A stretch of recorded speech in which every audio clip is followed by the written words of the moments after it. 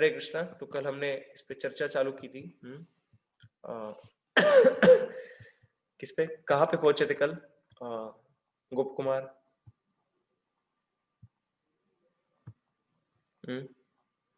गोप कुमार का कल कहाँ पे याद है आपको?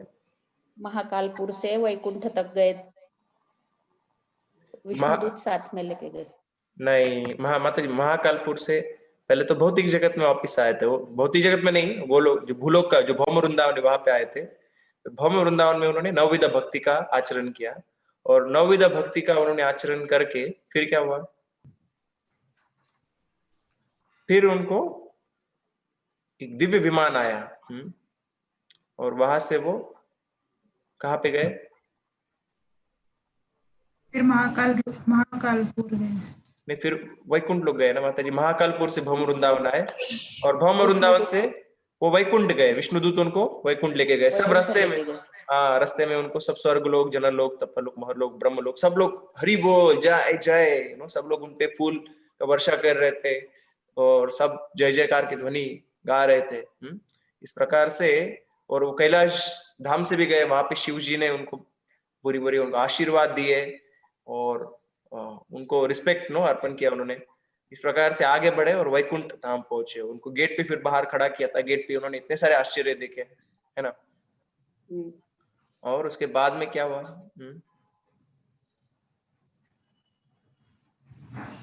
फिर उनको जो सिक्योरिटी थे वो भगवान के पास लेके गए, तो भगवान को देखते रह गए, और उनको मदन गोपाल करके पुकारने लगे। उनको वृंदावन के नामों से पुकारने लगे। भगवान के तो दौड़ रहे थे, उनको पकड़ लिया गया। फिर वहां पे वो बेहोश हो गए, तो भगवान ने उनको संवारा।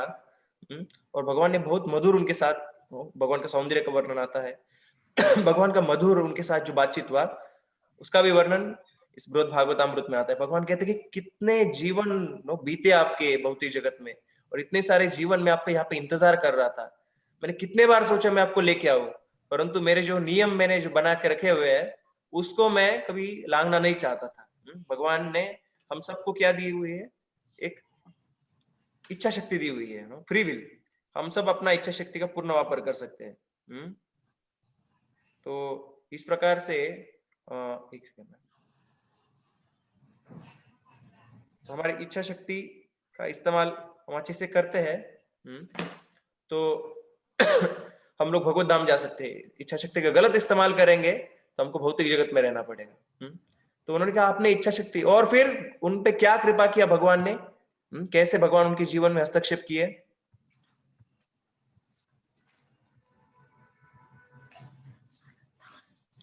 स्वयं वो उनके गुरु बन के आए। भगवान स्वयं कल कहे कि मैं आपका गुरु बन के आया। उनका नाम क्या था गुरु बन के आए थे? तो जयंत। हाँ, जयंत उनका नाम था।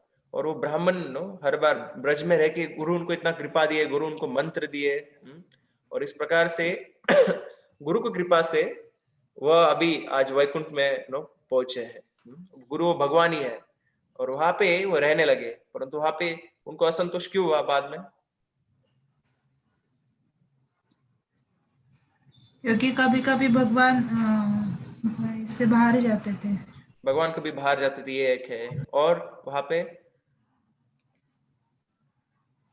और क्या असंतोष का कारण हुआ? ये बराबर है, यस। कभी कभी भगवान उनको गोप वेश में नहीं दिखते ना। हाँ, भगवान उनको गोप वेश में नहीं दिखते थे। तो ब्रज की लीलाएं नहीं करते। यस, विरह भावना होती है। विरह भावना होती है। और उनको जो भगवान के नाम लेते, वो गोपाल गोविंद ब्रज के जो नाम लेते हैं, तब ये कहते अरे हमारे भगवान तो जगदीश्वर है, सब तीनों लोग के ईश्वर है, आप उनको ऐसे इन दिलाव के नामों से क्यों पुकार रहे हो? काफी सारे वहां के वैकुंठवासी उनको टोक रहे थे। इस प्रकार से धीरे धीरे उनके मन में असंतोष उत्पन्न हुआ, और वो सोच रहे थे कि मैं क्या करूं अब इसके बारे में। तो वहां पे नारद मुनि का आगमन हुआ, और नारद मुनि ने उनको बहुत सुंदर शिक्षाएं दी।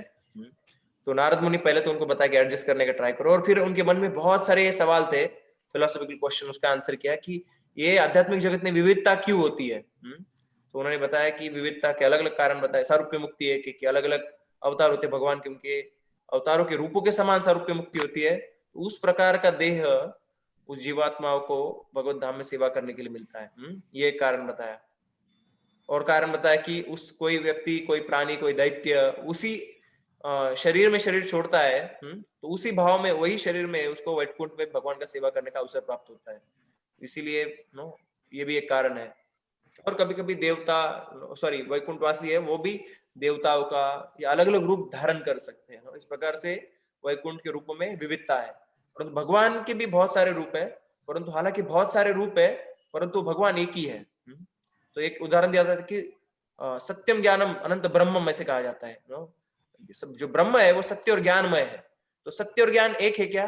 एक तरह से देखा जाए तो एक नहीं है। सत्य एक अलग है, नो इटर्निटी, ज्ञान यानी नॉलेज। परंतु ब्रह्म एकम द्वितीय है कि एक ही होता है ब्रह्म।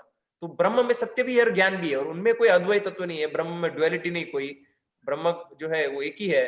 तो इसलिए वो सत्य और ज्ञान एक ही है।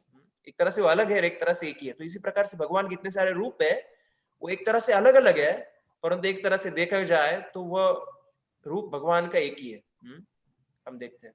तो इस प्रकार से मैंने आपको एक एग्जांपल दिया था कि जब माधवेंद्रपुरी चंदन ला रहे थे जगन्नाथपुरी से, तो उनको रेमुना में ही कहा गया कि अभी आप चंदन यहीं पे अर्पण करो, आपको गोपाल को चंदन लगाने की जरूरत नहीं है। गोपाल ने कहा कि मैंने चंदन स्वीकार कर लिया है, रेमुना को गोपीनाथ को चंदन लगा के मैंने मेरा आपका चंदन स्वीकार कर लिया है। तो भगवान की कोई भी एक रूप को भी हम संतुष्ट करते तो बाकी सारे रूप संतुष्ट हो जाते हैं। तो भगवान के रूपों के बारे में बताया, और कृष्ण भगवान का ओरिजिनल रूप है। और बाद में भगवान की शक्तियों के बारे में बताया, जो लक्ष्मियां है। तो भगवान की जो लक्ष्मियां रहती है वो अलग अलग रूप में, जब भगवान देवता के रूप में आते हैं तो वो भी देवता के रूप में आती है, भगवान मनुष्य का शरीर लेके आते हैं तो वो भी मनुष्य जैसे शरीर लेके आती है। तो भगवान के पत्नी के रूप में उनके consorts come along with the lord. तो जो लक्ष्मी है भौतिक जगत की, जो समुद्र मंथन से आई थी, वह भौतिक सिद्धि प्रदान करती है। इसीलिए भक्त जो शुद्ध भक्त रहते हैं वो भगवान को ज्यादा प्रिय रहते हैं उस लक्ष्मी से, ये भी बताया गया इसमें। और फिर इसके बाद में वहां पे अर्च विग्रह के बारे में उन्होंने प्रश्न पूछा था कि अर्च विग्रह कहाँ पे कुछ कुछ शास्त्रों में अर्च विग्रह को कम माना गया है। अर्च विग्रह की ऐसा कहा गया है कि जैसे कहाँ पे कहा गया है कि कोई व्यक्ति अर्च विग्रह की पूजा कर रहा हो परंतु भक्तों को नहीं मानता है तो कनिष्ठ अधिकारी है। तो कहाँ पे अर्च विग्रह का इस प्रकार से कहा गया है। तो उन्होंने कहा कि ये क्या, उसको कैसे समझ सकते हैं हम। तो नारद मुनि ने कहा कि कुछ कुछ विधान है अर्च विग्रह के बारे में। अर्च विग्रह, नारद मुनि है, उन्होंने तो नारद पंचरात्र लिखा है। अर्चरात्र, अर्च विग्रह की विधि का बताने वाले सबसे बड़े अथॉरिटी है वो। तो बहुत खुश हो गए प्रश्न पूछ के अर्च विग्रह के बारे में, इस प्रश्न सुन के और बहुत प्रसन्न हो गए। और उन्होंने कहा कि अर्च विग्रह तो भगवान की एक विशेष कृपा है। अर्च विग्रह अवतार, अवतार ही है एक प्रकार का, भक्तों को कृपा देने के लिए। और वो सबसे परफेक्ट है अर्च विग्रह का पूजा करना। परंतु कुछ कुछ लोग हैं वो भौतिक प्राप्ति के लिए कभी कभी अर्च विग्रह की पूजा करते हैं, या दूसरा है कि उनको सत्य न मानते हुए उनकी पूजा करते हैं, वो भरोसा नहीं रखते। इसी प्रकार से तो एक चंडीदास नाम के बहुत बड़े कवि होके गए, भगवान कृष्ण में बहुत सुंदर कविता की है। तो पहले वो देवी के भक्त थे, उनके भाई वैष्णव थे, तो धूप लगाते थे वो देवी को, तो उस धूप का जो सुगंध है वो भगवान की तरफ भी जाता, कृष्ण की तरफ। तो क्या करते थे वो, उनको बहुत गुस्सा आता था कि ये धूप कृष्ण क्यों, ये भगवान क्यों ले रहे हैं, ये सिर्फ मेरे देवी के लिए है। तो कभी कभी वो रुई लाते थे उनके नाक में डालते थे। तो भगवान बहुत प्रसन्न हो गए उनसे। आप बोलोगे कि अरे भगवान क्यों प्रसन्न हो गए, रुई तो उनके नाक में डाली उन्होंने, उनको सूंघने नहीं दिया। भगवान कहे कि अरे आप मेरे बहुत सारे भक्तों से भी ज्यादा विश्वासी है आपको मेरे में, कि काफी सारे लोग मानते कि मूर्ति यानी भगवान नहीं है, परंतु आप मान रहे हो कि मैं मूर्ति यानी भगवान हूँ। तो काफी लोग भगवान की मूर्ति पे विश्वास श्रद्धा नहीं रखते हैं, और इस प्रकार से भौतिक आसक्ति के लिए, दिखावे के लिए पूजा करते हैं। इस प्रकार के अर्च विग्रह पूजा की खंडन की गई है पुराणों में। परंतु जो बोनाफाइड पूजा है उसका तो सराहना ही किया गया है। और जो ऐसे कहा गया है कि कोई अर्च विग्रह की पूजा कर रहा है और कभी गेस्ट आते तो, और कोई नहीं गेस्ट को रिसीव करने के लिए, तो अर्च विग्रह की पूजा छोड़ के भी हम गेस्ट को रिसीव कर सकते हैं। परंतु ऐसा भी है कि अर्च विग्रह की पूजा में कोई दंग है, मग्न है, तब कोई गेस्ट आते तो वो अपराध नहीं लेते हैं कि चलो ये अर्च विग्रह की पूजा कर रहे हैं, हमारा वेलकम नहीं किया, तो भगवान की सेवा में व्यस्त है। और आखिरी पॉइंट उन्होंने डिस्कस किया कि जो प्रेम, आप ब्रज का प्रेम जो चाह रहे हो, वो प्रेम भगवान इतने आसानी से देते नहीं है, इट्स नॉट इजीली अवेलेबल। तो एक कारण उसका नेक्टर ऑफ डिवोशन भक्ति रसामृत सिंधु में बताया गया है कि भगवान का प्रेम सुदुर्लभ क्यों है। आपको याद है किसी को भगवान अपना प्रेम इतना आसानी से क्यों नहीं देते?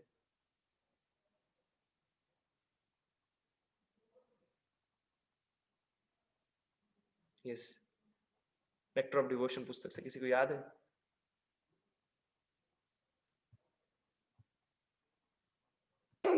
हरी बोल, सवाल रिपीट हा, करिए. भगवंत त्यांच्या अधीन होतात, विकले जातात त्यांना, असं म्हणतात. यस यस यस, भगवान अपना प्रेम इतना आसानी से क्यों नहीं देते? क्योंकि भगवान जिसको प्रेम देते हैं उसके भगवान पूर्ण तरह से अधीन हो जाते हैं। इसलिए फिर भगवान अपना प्रेम नहीं देते, ऐसा कहा जाता है, नेक्टर ऑफ डिवोशन में कहा गया है। सनातन गोस्वामी कह रहे, परंतु यहाँ पे वो कह रहे कि एक्चुअली वो रीजन नहीं है, क्योंकि भगवान को अपने भक्त के कंट्रोल में जाना, ये तो भगवान का उससे और महत्व बढ़ता है। गीता में हम देखते हैं कि भगवान अपने अर्जुन का जो रथ है उसको चला रहे हैं, तो भगवान पार्थ सारथी के रूप में फेमस हो गए। तो ये भगवान का एक विशेष गुण है कि भक्तवश्यता, भक्तों के भी वश हो जाते हो। परंतु यहाँ पे सनातन गोस्वामी कारण दे रहे हैं कि भगवान अपने भक्तों को इतना आसानी से प्रेम देते नहीं है, क्योंकि प्रेम जब कोई प्राप्त कर लेता है, महाभाव, बहुत सारे राग अनुराग, ऐसे अनेक सारे स्टेजेस है, उसमें महाभाव एक स्थिति है। ऐसी स्थिति में भक्त को बाहरी दृष्टि से ऐसा लगता है कि कितना इसको विरह में ताप हो रहा है, इतना सफरिंग, इतना सारी पीड़ा हो रही है, उसका रोता है, उसको गिरता है, वो चक्रा के गिरता है, तो ये बड़ा वैचित्र्यपूर्ण व्यवहार लगता है। तो नए लोग काफी इससे कंफ्यूज हो सकते हैं, वो जो नए लोग इससे काफी विचलित हो सकते हैं कि यार ये कैसा वर्णन, कैसा हो रहा है, इसमें कैसे ट्रांसफॉर्मेशन हो रहे हैं। तो इसीलिए भगवान इसके दो रीजन, इसीलिए कि भगवान फर्स्ट ऑफ ऑल इस प्रकार का पीड़ा देखना नहीं चाहते हैं सब लोगों में, तो इसीलिए गिने चुने भक्तों को ही उस प्रकार का प्रेम देते हो। और दूसरा है कि बाहर वाले लोग भी अच्छे से समझते नहीं है, इसीलिए भी। परंतु भक्त जानते हैं कि ये जो प्रेम है ये एक पूर्ण, एक परम आनंद का एक अनुभव है। जैसे चैतन्य चरितामृत में कहा गया है कि भगवान का प्रेम एक गर्म गन्ने का जूस पीने जैसा है। तो गर्म तो लगता है और थोड़ा डिफिकल्ट भी है, परंतु वो मीठा है तो छोड़ नहीं सकते उसको। इसी प्रकार से जो भगवान की भक्ति में जो आनंद है उसको छोड़ नहीं सकते। परंतु भौतिकवादी लोगों से ये भगवान का प्रेम भक्ति छुपाने के लिए भगवान इस प्रकार का प्रेम देते हैं, क्योंकि भौतिकवादी लोग ये देखते कि ये रो रहे हैं तो उनको लगता है कि क्या फायदा है प्रेम का, वो उनको उपहास करते हैं, उनको समझ में नहीं आता है कि कैसे दिव्य प्रेम, उसकी जो मिस्ट्री है, गूढ़ तत्व है। इस प्रकार से भौतिकवादी लोगों से उस जो भगवत प्रेम है उसको भगवान बचा के रखते हैं, उसकी वो अननेसेसरली इसमें ना ड्वेल करें, they should not try to interfere in this. इसी प्रकार से तो उसके बाद में नारद मुनि ने उनको उपदेश दिया गुप्त कुमार को कि आप अभी यहाँ से अयोध्या धाम जाइए। कहाँ पे जाइए? अयोध्या धाम। अयोध्या धाम में राम भगवान रहते हैं, और वहां पे अयोध्या धाम जाके आप भगवान राम का शेल्टर लीजिए। तो वहां पे कोई कमेंटर में लिखा है कि गोप कुमार पूछ सकते हैं, अरे मेरे को, मैं तो मदन गोपाल का भक्त हूँ, मुझे अयोध्या धाम क्यों भेजा जा रहा है? Why I am being sent to Ayodhya Dham? तो वहां पे कहा गया है कि अयोध्या धाम में भगवान राम का कृपा उनको मिलेगा। जैसे उनको महाकालपुर में महाकाल भगवान का, या कैलाश लोक में शिव जी का कृपा मिला और वो वैकुंठ लोक आए, वैसे राम का कृपा मिलके वो आगे द्वारका धाम भी जाएंगे। ये पहली बात। दूसरी बात है कि जैसे हनुमान जी और बहुत सारे सेवक राम की सेवा करते हैं, उसी प्रकार से यहाँ पे उनको ट्रेनिंग मिलेगा भगवान की, कृष्ण की सेवा कैसे करनी है उसके बारे में। ये भी एक कारण है वहां पे उनको अयोध्या धाम जाने को कहा जा रहा है। तो इस प्रकार से उनको कहा गया, वो कहे कि अरे मुझे भगवान आने का तो वेट करना चाहिए, भगवान का परमिशन लेके जाता हूँ। नहीं नहीं, मुझे भगवान ने मुझे भेजा है और भगवान कुछ कारण के लिए बाहर गए, तो अब तुरंत यहाँ से चले जाओ। क्योंकि यहाँ पे पता था भगवान को भी कि मैं उनको दिखूंगा तो वापस वो मुझे आसक्त हो जाएंगे और उनके मन में चलती रहेगी, तो तुरंत उनको भेजना चाहते थे वो। तो इसीलिए वह तुरंत वहां से चले गए। कहाँ पे? अयोध्या धाम। श्री राम भगवान की जय, अयोध्या धाम की जय। तो जैसे अयोध्या धाम की तरफ दौड़े वो, काफी दूर रास्ता था, चल के गए वहां पे, और अयोध्या धाम पहुंचे तो वहां पे अयोध्या धाम के बाहर बहुत सारे झाड़ थे, वृक्ष थे, और वहां पर बहुत सारे बंदर दिखाई दिए उनको, और बंदर चिल्ला रहे थे, क्या? राम राम, क्या? राम राम ऐसे चिल्ला रहे थे। तो जो बंदर है, तो जो बंदर है उनके हाथ से बांसुरी चुरा लिए। हरे कृष्णा। तो बंदर उनके हाथ से बांसुरी चुरा लिए, क्योंकि उनको लग रहा था कि जो बांसुरी है ये कृष्ण का भक्ति का है, ये तो राम के भक्त है यहाँ पे रहते हैं। तो इस प्रकार से फिर बाद में वो अंदर गए तो उन्होंने देखा कि वहां पे बहुत सुंदर लोग थे, वहां के सब लोग थे, उनका रूप वैकुंठ के लोगों से भी सुंदर था, और वो चतुर्भुज में नहीं थे, तो वहां के लोग द्विभुज रूप में थे। और राम भगवान के दरबार नो जब पहुंचे, वो तो इतना सुंदर वहां का पैलेस था, सब पैलेस उसके सामने छोटे छोटे दिखाई दे रहे थे। और वहां पे अंदर घुसे तो वहां पे बहुत सारे नो बंदर थे, और वहां पे सुग्रीव और अंगद और ऐसे हनुमान, ऐसे बहुत सारे भगवान के जो नित्य परिकर है वो दिखाई दिए। और वहां पे नो भरत, वहां पे कोई 2 व्यक्ति वहां पे सिंहासन पे बैठे थे, और वहां पे जाके नो राम भगवान मैं आपका शरण ले रहा हूँ, वहां पे करके उनको दंडवत किए। तो कह रहे अरे मैं भगवान नहीं हूँ, मैं तो भरत उनका दासों का दास हूँ। और भरत और शत्रुघ्न थे वहां पे, तो उनको और आगे लेके गया नो लेके गए।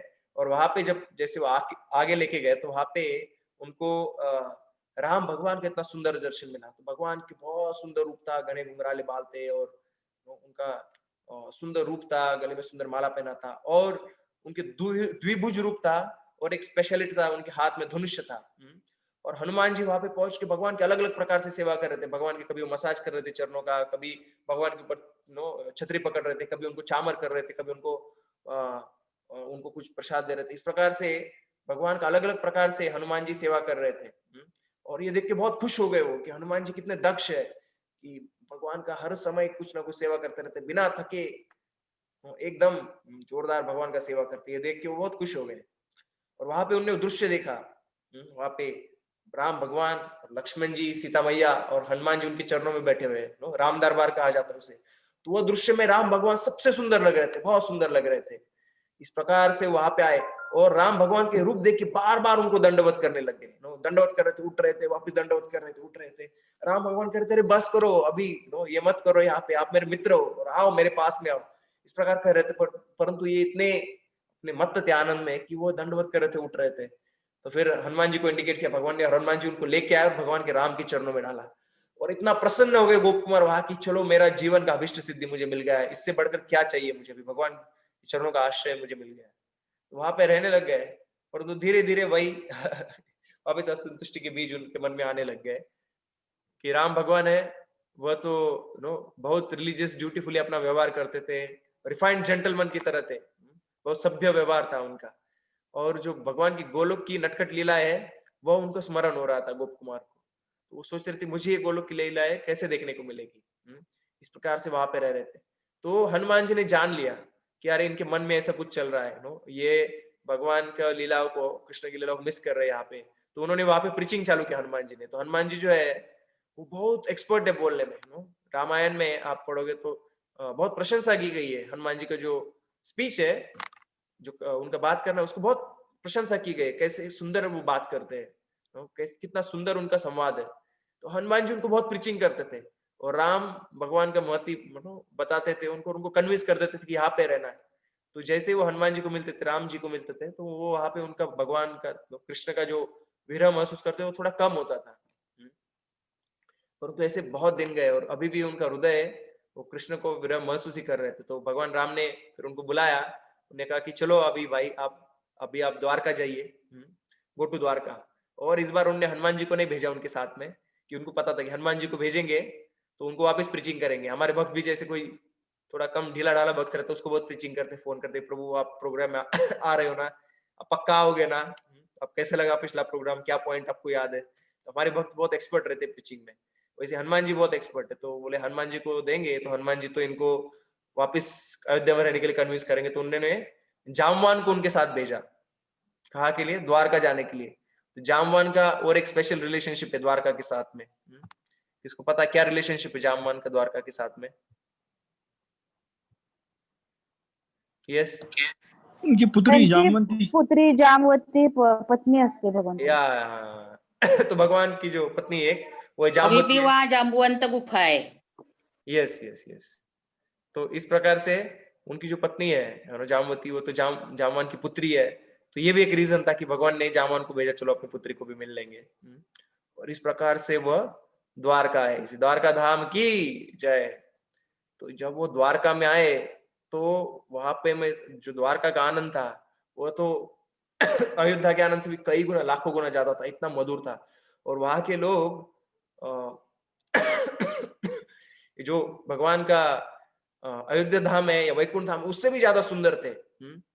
और वहां पे वह पहुंचे, सुधर्मा भगवान का जो राजसभा है वहां पे पहुंचे। और वहां पे बहुत सुंदर वर्णन आता है कि भगवान वहां पे, भगवान का दर्शन, सबसे पहले कृष्ण का दर्शन, उनके जो अभिष्ट देव थे, इष्ट देव थे कृष्ण, उनका दर्शन वहां पे हुआ। भगवान इतने सुंदर लग रहे थे वहां पे, वो एक सिंहासन पे सोने से बने हुए और सुंदर कुशन लगा हुआ है सिंहासन पे भगवान बैठे थे, और उनके साइड में वसुदेव बैठे थे, और उग्रसेन राजा थे, और सात्यकी थे, गदा थे। इस प्रकार से भगवान के अनेक मंत्रीगण वो सब उस राजसभा में बैठे थे, और कुछ चर्चा वार्तालाप चल रहा था वहां पे।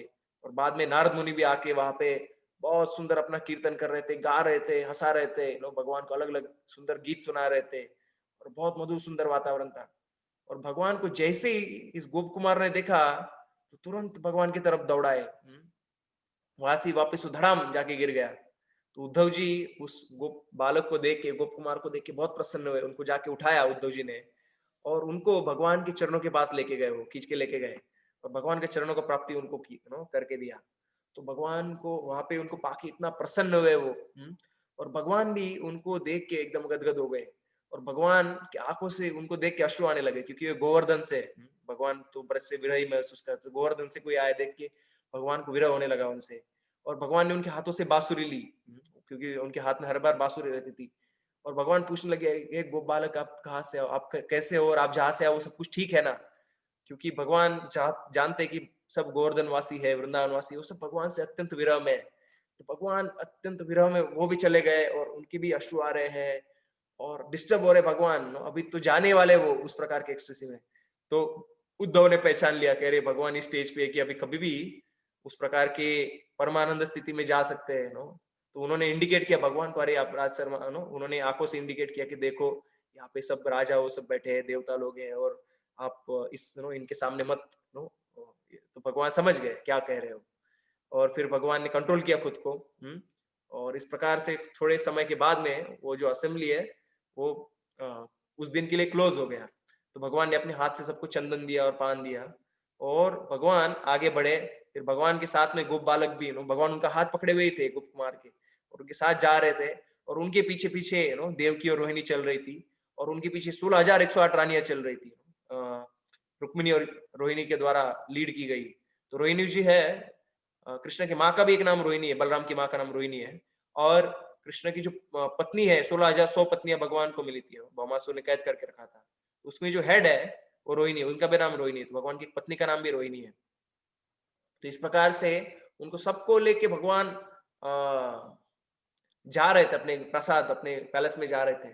तो वहां पे गोप बालक को यह दृश्य दिखा कि भगवान है अपने वृंदावन रूप में, और वहां पे उनकी सारी पत्नियां सब गोपियों के समान है, और भगवान के पुत्र भी उनके पीछे चल रहे थे, वो ग्वाल बाल के समान है, और भगवान की माँ जो थी वो यशोदा और रोहिणी के समान, रोहिणी तो थी वहां पे यशोदा के समान, देव की माँ उनको दिखाई दी। इस प्रकार ब्रज का पूर्ण सुंदर चित्र उनको दिखाया, और वापस वापस वो सब देख के वो बालक विरह में आके गिर गए।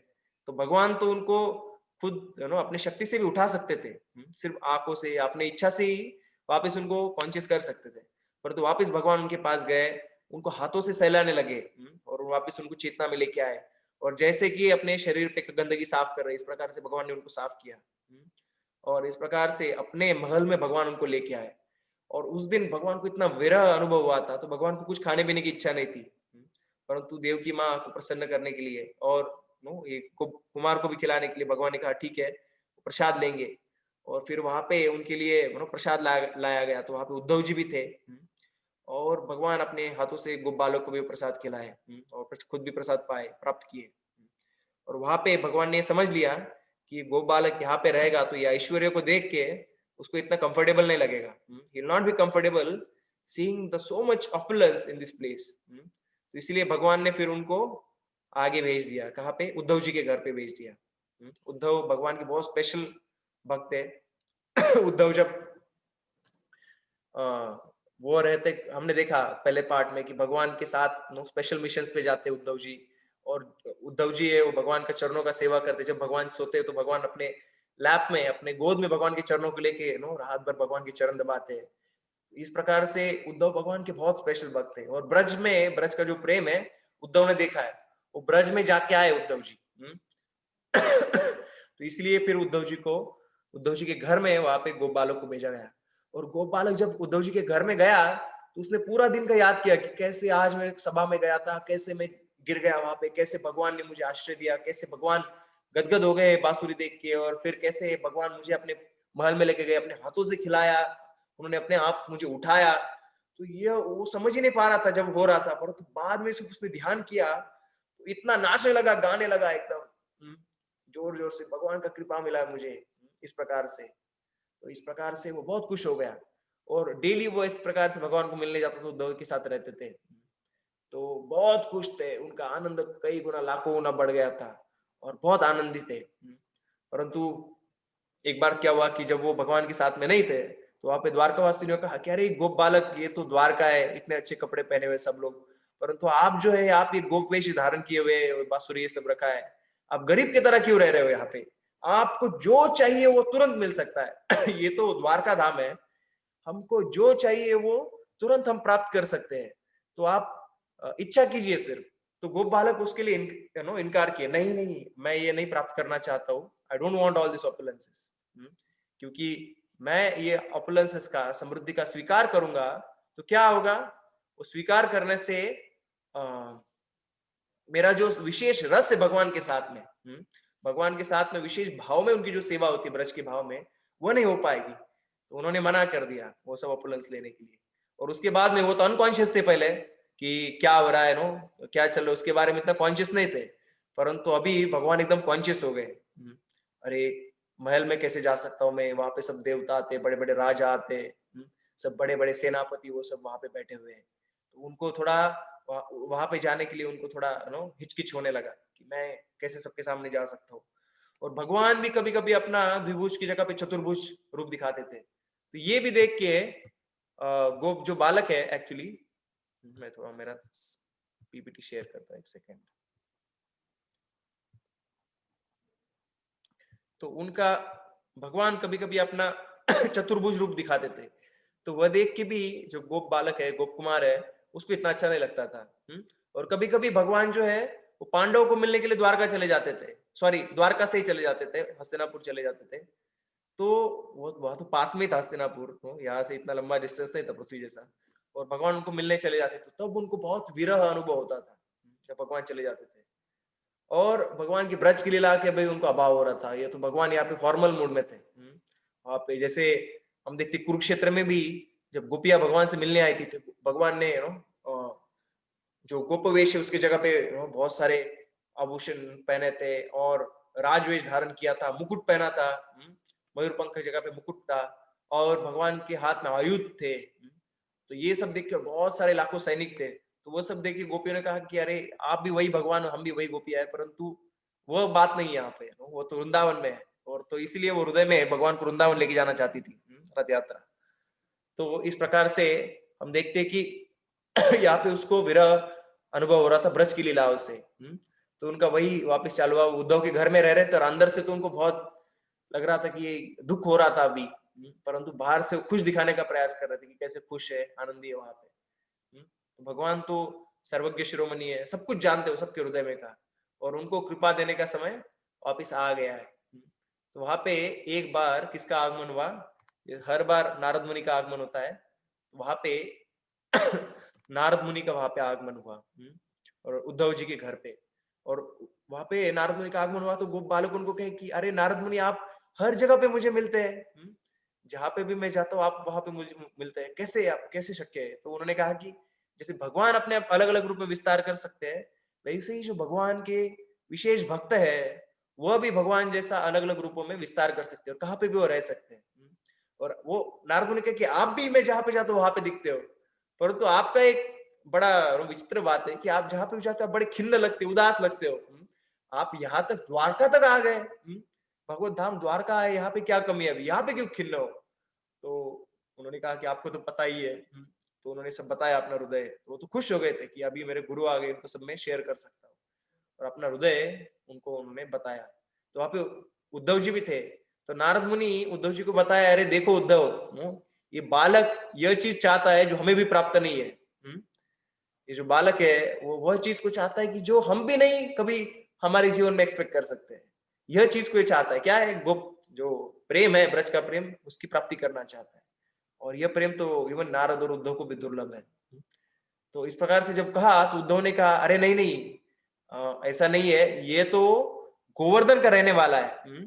और इसने अपना जो गोप का जो कार्य है, जैसे गाय चराना और दूध निकालना, जो गोप के कार्य, यह भी इसने छोड़ा नहीं है। गोवर्धन का रहने वाला है और गोपत्वम, इसने गोप का कार्य भी नहीं छोड़ा हुआ है। और तीसरा है कि मदन गोपाल के प्रति इसकी अनफ्लिंचिंग फेथ, इसका बहुत श्रद्धा है।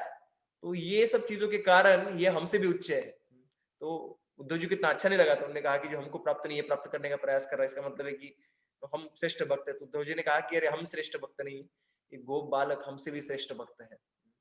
इस प्रकार से जब नारद मुनि कहा तो नारद मुनि एकदम खुश हो गए। हम जब रहते हैं कोई सीनियर डिवोटी के सामने, और क्या कोई जूनियर डिवोटी के सामने सीनियर डिवोटी कुछ बोल देता है हमें, हमको लगता है इनके सामने क्यों बोला, मेरा इज्जत का पूरा यहाँ पे चटनी हो गया।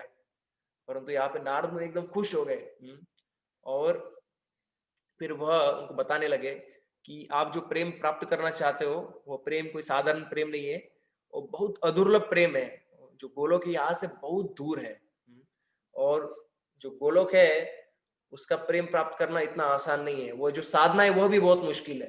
तो उन्होंने कहा कि सबसे पहले तो आपको भगवान को सुहृद मानना पड़ेगा, भगवान को एक स्पेशल फ्लेवर में भगवान का भक्ति करना पड़ेगा, वो है भगवान को एकदम सुहृद मानना। और भगवान का ऐश्वर्य का, ज्ञान का एक लव मात्र भी नहीं होना चाहिए, भगवान को विशेष प्रेम से। और ये भौतिक जीवन का प्रेम जैसा नहीं है, ये बड़ा ही दिव्य प्रेम है। इतना दिव्य प्रेम है कि भगवान को देखते ही यशोदा माई जब भगवान को देखते तो उनके स्तनों से दूध निकलना चालू होता है, इतना वात्सल्य भाव उनमें आता है। और जो गोप बालक रहते भगवान के साथ खेलने जाते हैं, तो एक क्षण के लिए भी भगवान खुद को छुपा लेते झाड़ के पीछे, तो विरह आतुर हो जाते हैं, विरह व्याकुल हो जाते हैं वो। और भगवान कहाँ पे सब लोग इतने प्रचंड विरह में चले जाते हैं। और गोपियों से भी भगवान एक क्षण के लिए ओझल हो जाते हैं उनकी दृष्टियों से। वो ब्रह्मा जी को डांटती की त्रुटि युगायते, एक छोटा क्षण का 10वां हिस्सा भी एक तप के समान लगता है, बहुत लंबा समय लगता है, युग के समान लगता है। और जब भगवान का दर्शन नहीं होता है तो गोपिया है वो डांटती है ब्रह्मा जी को कि किस प्रकार की आंखें बनाई आपने, कि बार बार आंखें को झपकना पड़ता है, पलकों को झपकना पड़ता है, इसका किस प्रकार की आंखें बनाई है। और इंद्र कितना श्रेष्ठ है कि उसको 1000 आंखें, इंद्र इतना श्रेष्ठ कि अपने 1000 आंखों से भगवान का दर्शन ले सकता है, परंतु हमको सिर्फ 2 ही आंखें। इस प्रकार सबसे ब्रज के जो वासी है, जैसे गाय है वो भी भगवान से इतना प्रेम करते हैं कि रोज सुबह भगवान आने पे फिर ही वो दूध देते हैं। और भगवान को वो सब लोग भगवान को अपना दूध देना चाहते हैं, इसीलिए ब्रह्म लीला ने भगवान ने बछड़ों का रूप लिया था, सबको उन गायों ने भगवान को दूध पिलाने का उनको सुख मिला। तो इस प्रकार से ब्रज में जो प्रेम है बहुत विशेष प्रेम है, सब लोग भगवान से संपूर्ण तरह से आसक्त है। तो इसके 3 विशेष गुण उन्होंने बताया कि बहुत मधुर है वो, यहाँ पे जो मधुर, इतना मधुरता है कि वो मधुरता कभी भी अयोध्या, द्वारिका, वैकुंठ कहीं पे भी नहीं पा सकती है। अति अद्भुत ऐश्वर्य और लौकिकत्व, इसका भी कॉम्बिनेशन है। ऐश्वर्य है उसमें परंतु लौकिकत्व भी है, सरल है। ऐसा नहीं कि ऐश्वर्य उसका मतलब है कि वहां पे बहुत जैसे द्वारकावासी है बहुत बड़े बड़े आभूषण पहने हुए थे और राजवेश धारण किया था। यहाँ पे वृंदावनवासी लौकिकत्व, सरलता से, दुनियादारी की सरलता से रहते हैं, परंतु वहां पे अति अद्भुत ऐश्वर्य भी है। वहां पे जो झाड़ है वो कल्पतरु है और वहां पे हर एक डस्ट पार्टिकल चिंतामणि है। तो ये कल्पतरु झाड़ है परंतु हर बार अपना कल्पतरु नहीं दिखाते, जब जरूरत पड़ता है भगवान की सेवा में तभी वो कल्पतरु का ऐश्वर्य दिखाते हैं। तो ऑपुलेंस जरूरत पड़ता है तब वो प्रकट करते हैं, ऐसा नहीं कि हर समय वो कल्पतरु की तरह।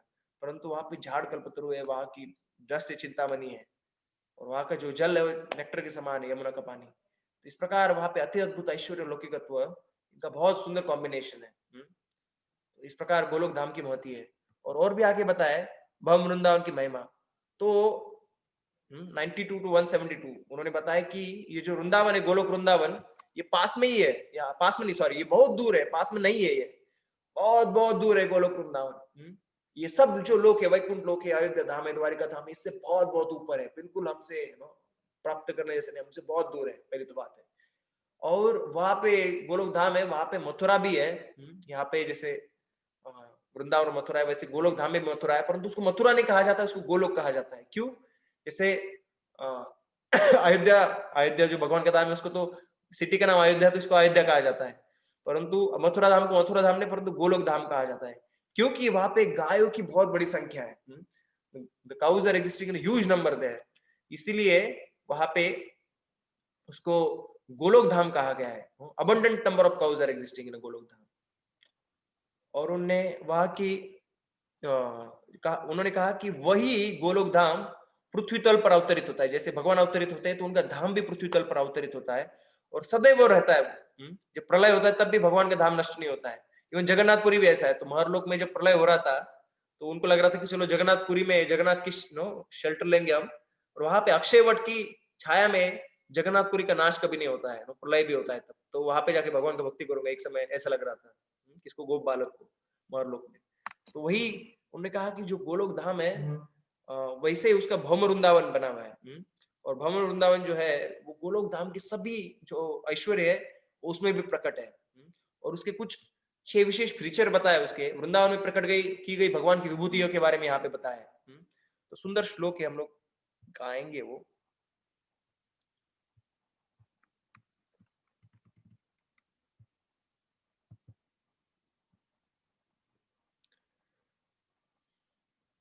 काष्टम काष्टमूर्ते परम प्रभोर्गता, काष्टमूरैव परम प्रभोर्गता, स्फुट विभूतिर्विभूत कृपालुता, स्फुट विभूतिर्विविध कृपालुता, सुरूपा सुरूपशेष महत्त माधुरी, सुरूपशेष महत्त माधुरी, विलास लक्ष्मीरपि भक्त वश्यता, विलास लक्ष्मीरपि भक्त वश्यता। तो 6 गुण बताए इसके यहाँ पे। पहला तो है कि ऐश्वर्य, वहां पे बताया गया कि उसमें असीमित ऐश्वर्य है, उसमें ऑपुलस विभूति। वहां तो उसका वहां पे एक्सप्लेनेशन आता है कि वहां पे जो भौम वृंदावन है वहां पे महालक्ष्मी भी आके बसती है। महालक्ष्मी का भी उसमें निवास होता है। और वृंदावन की कल्पतरु, वृंदावन का जो झाड़ है वो कल्पतरु है। हमने जैसे डिस्कस किया कि वृंदावन का झाड़ ही नहीं परंतु वृंदावन के झाड़ का हर एक फूल, हर एक पत्र, हर एक पुष्प, उसका छाया भी जो चाहिए वह सब कुछ प्रदान कर सकता है। इस प्रकार का ऐश्वर्य, अद्भुत ऐश्वर्य, जो ऐश्वर्य वैकुंठ और द्वारका और कोई भी धाम, अयोध्या कोई भी धाम में नहीं है, वह ऐश्वर्य ब्रज के एक कण कण मात्र में है। ब्रज के कण मात्र से तीनों लोगों को, पूर्ण ब्रह्मांड को, सब क्रिएशन को, आध्यात्मिक और भौतिक सबको परचेस कर सकते हैं। इतना भगवान की एक वहां पे जो रजकन है उसका ऐश्वर्य है। तो एक तो है कि ऐश्वर्य, दूसरा है कृपा। भगवान के धाम में भगवान बहुत कृपालु है। तो वहां पर उदाहरण दिया कि पूतना और अगासुर का उद्धार, भगवान पूतना का उद्धार करते। पूतना तो भगवान को मारने के लिए आई थी। अहो बकीयम स्तन का आलोकूटम, वो अपने स्तनों पे बहुत कठोर प्रबल ऐसा जहर लगा के आई थी भगवान को, कालकूट नाम का, भगवान को मारने के लिए। परंतु भगवान ने उसका जहर तो खींच लिया, पी लिया, उसके साथ में उसके प्राणवायु को भी खींच लिया और उसको लेबे गतिम धात्रुचितम, धात्र्युचितम, एक धात्री, एक माँ का गति उनको दिया, माँ का गति प्राप्त की। तो कितना बड़ा कृपा है। और अगासुर के मुख में भगवान घुसे थे और वो तो खाने का प्रयास कर रहा था भगवान को, परंतु अगासुर को भगवान ने मुक्ति दे दिया। तो भगवान वहां पे बहुत कृपापूर्ण है, असीमित कृपा भगवान के धाम में मौजूद है। तीसरा भक्तवश्यता। तो उसमें कहा गया कि उखल बंधन लीला, भक्तवश्यता में, कि भगवान अपने भक्तों के भी अधीन हो जाते हैं। माँ यशोदा भगवान को बांधने के लिए दौड़ी और जब भगवान को बांधने का प्रयास कर रही थी और रस्सी लगा रही थी तो हर बार वो रस्सी 2 उंगलियां शॉर्ट पड़ती थी और कितनी सारी रस्सी लेके आई और सब जोड़ दी तो भी वो 2 फिंगर टू शॉर्ट, थोड़ी कमी पड़ रही थी वो। परंतु माँ यशोदा का जो प्रयास है वह देख के धर्म बिंदु आ गए थे और बहुत प्रयास कर चुकी थी वो। तो भगवान को बहुत दया आया और भगवान ने उनको अलाउ किया, ठीक है मैं बन जाता हूँ। इस प्रकार से भगवान दामोदर नाम से फेमस हुए। यशोदा दामोदर की जय, दामोदर भगवान की जय। बहुत ही जल्दी अभी कार्तिक महीना आ रहा है और हम डेली गाएंगे दामोदराष्टकम, उखल बंधन लीला की जय, दामोदराष्टकम की जय। तो इस प्रकार से भगवान भक्तवश्यता दिखा देता है कि संपूर्ण रूप से भगवान उनके भक्तों के वश में रहते हैं। हमने चैतन्य चरितामृत में पढ़ा कि गोप कहते हैं आप थोड़ी ना बड़े हो, आपने क्या गोवर्धन उठाया, हमने तो लाठी का सपोर्ट लगाया था। और कृष्ण आज आपको खेलने के लिए छुट्टी, आप खेलने को हम आने नहीं देंगे आपको, आप उधर बाउंड्री पे बैठो, हम खेलेंगे आज, आपने बहुत चीटिंग किया है। और गोपिया कहते हैं कालिया मेरे को हाथ नहीं लगाने का।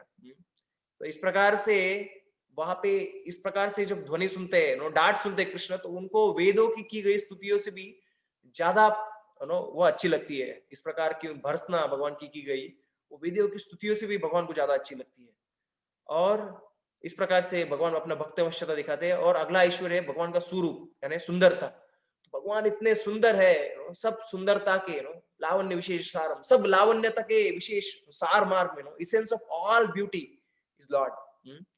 तो जो ब्रज की स्त्रियां है वो तो ऐसे नहीं कि कोई उनको कोई लज्जा नहीं है या वो अपना धर्म छोड़ दी है और वो अच्छी स्त्रियां नहीं, ऐसा नहीं है, वो तो बहुत कुलीन स्त्रियां है।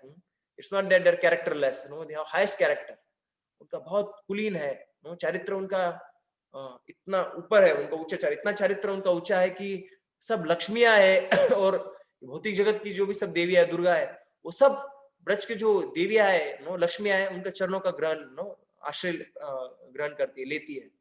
तो सब बड़ी बड़ी देवियों के आश्रय स्थान ये ब्रज की गोपियां है। तो वह गोपियां जिनका कैरेक्टर, जिनका चरित्र इतना उच्च है, वह भगवान का रूप देख के इतना बिल्डर्ड मैडन्ड हो जाती है, इतना मत्त हो जाती है कि सब काम छोड़ के भगवान की तरफ दौड़ती है। और हमने जैसे डिस्कस किया कि वो भगवान दिखते नहीं तो ब्रह्मा की भर्त्सना करती है, इंद्र की सराहना करती है कि इंद्र को 1000 आंखें हैं, इतना भगवान के दर्शन ले सकते हैं। और ब्रज का सुंदरता और एक विशेष चीज है कि कृष्ण में सदा तीनों, कोई आदमी बड़ा हो जाता है, जैसे कोई यौवन में आ जाता है तो यौवन आ जाता है, बड़ा हो जाता है, उसके मसल्स बन जाते हैं, उसका शरीर बड़ा हो जाता है, तो उसके बचपन का जो उसका निष्पापता है, इनोसेंस है, वो सब चला जाता है। परंतु कृष्ण की सुंदरता इतनी विशेष है कि कृष्ण के सुंदरता में सदा कौमार की निरागसता, भगवान की कुमार अवस्था की निरागसता, और कैशोरता में जो गुण है, कैशोर वय में जो गुण है, जैसे कुशलता और होशियारी, एक्सपर्टाइज एंड क्लेवरलीनेस, और यौवन का सौंदर्य, तीनों का समन्वय रहता है। तो कृष्ण बड़े तो है रहते हैं परंतु उनमें इनोसेंस भी रहता है, और कृष्ण एक्सपर्ट भी रहते हैं। तो इस प्रकार के सारे उनके जो वय है, उनके सबके अच्छे गुण कृष्ण में रहते हैं। तो इतना सुंदर भगवान का रूप है। ब्रह्म संहिता में क्या कहा गया है? कंदर्प कोटि कमनीय विशेष शोभाम गोविंदमादि पुरुषम तमहम भजामि। कंदर्प कोटि कमनीय विशेष शोभा, भगवान को देख के कोटि कोटि कामदेव भी आकर्षित हो जाते हैं, इतना सुंदर भगवान का सौंदर्य है। तो ये चौथा हुआ। पांचवा लीला ऐश्वर्य, भगवान की सर्व आकर्षक लीला है जो उन्होंने किसी अवतार में प्रकट नहीं की, जैसे आसानी से असुरों को वध करना और शुद्ध भक्ति का वितरण करना। तो भगवान ने इतने सारे असुरों का वध किया वृंदावन में, पूतना हुई, शक्टासुर हुआ, तृणावर्त रहा, बकासुर, आगासुर, धेनुकासुर, कितने सारे वत्सासुर, केशी, ऐसे बहुत सारे असुरों का भगवान ने वध किया। और इतना सुंदर वध किया कि ऐसा नहीं लगता था कि अरे भगवान इतने बड़े असुर को वध कर रहे हैं, यानी भगवान को भी बहुत बड़ा मसल डेवलप करना पड़ रहा है और अस्त्र शस्त्र चला रहे। भगवान जैसे केशी को मारे, जस्ट बुक उसके मुख में अपना हाथ दे दिए और केशी मर गया, और गदा धेनुकासुर को घुमा के फेंक दिया और उस प्रकार से धेनुकासुर मर गया। और इस प्रकार से अलग अलग है। अगासुर को अंदर चले गए और इतना गर्म हो गए और विस्तार किए कि उसको पूर्ण चोक हो गया उसका शरीर, और अगासुर इस तरह से मर गया। और बकासुर को उसको बीक को फाड़ दिया, उसको चोंच को पकड़ के फाड़ दिया। तो इतने बड़े बड़े राक्षस आए परंतु भगवान ने इतना सुंदर तरह से उनको मार दिया, उनके मारने में भी इतना मधुरता है। तो इस प्रकार से अपना लीला ऐश्वर्य भगवान दिखाए। और बाकी इतना सारा लीला किए भगवान, गोवर्धन लीला किए, कालिया दमन लीला किए, उसके बाद में भगवान रास लीला किए, तो बहुत सुंदर सुंदर लीलाएं किए, ब्रह्म विमोचन लीलाएं किए। तो ब्रह्म विमोचन लीला और गोवर्धन लीला बहुत विशेष लीला है, क्योंकि उसमें ब्रज के सभी भक्तों पे बहुत सारा कृपा दिया गया है।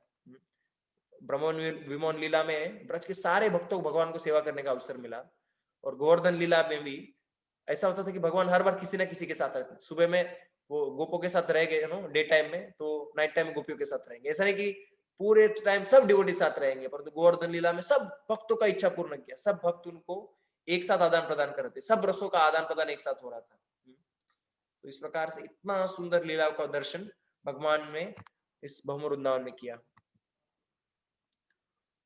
गुण माधुरी, कृष्ण की वेणु माधुरी, तो जो भगवान के गुण है उसमें है कि भगवान की जो वेणु है वो भी बहुत मधुर है। ये छठा, भगवान की वेणु का इतना प्रभाव है, जब भगवान वेणु बजाते हैं तो जो देवता है वो अपने विमानों में जाते रहते हैं, और देव स्त्रियां रहती है, उनके बेल्ट ढीले हो जाते हैं और गर्म बिंदु आ जाते हैं और वो बिल्डर हो जाते हैं क्या हो रहा है।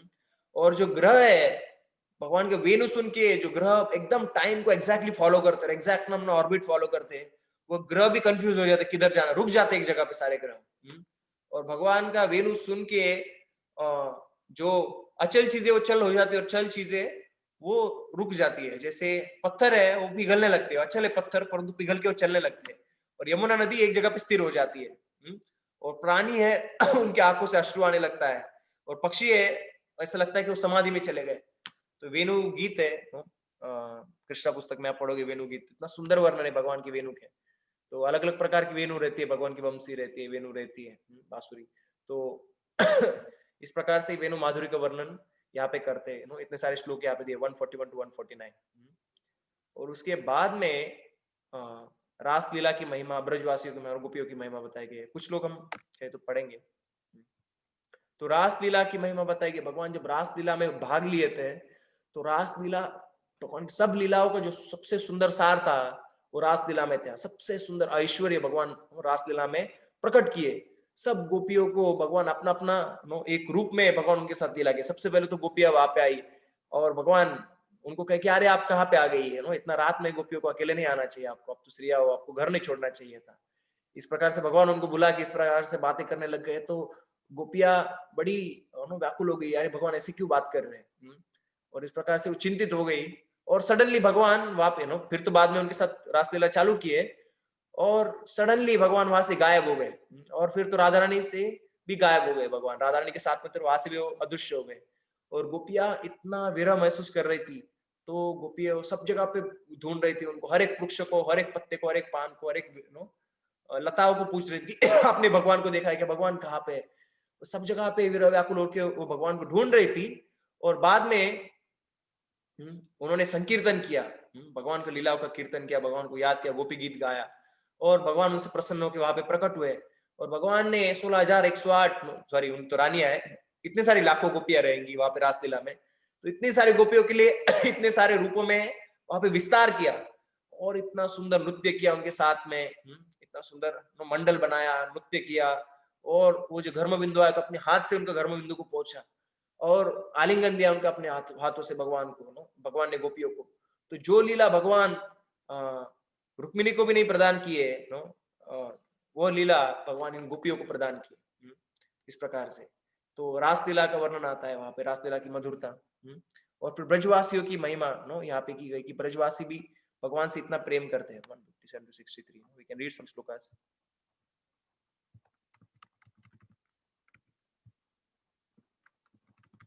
बहुत सुंदर वर्णन है, कुछ कुछ श्लोक हम देख सकते हैं, एक्चुअली ट्रांसलेशन पढ़ेंगे हम।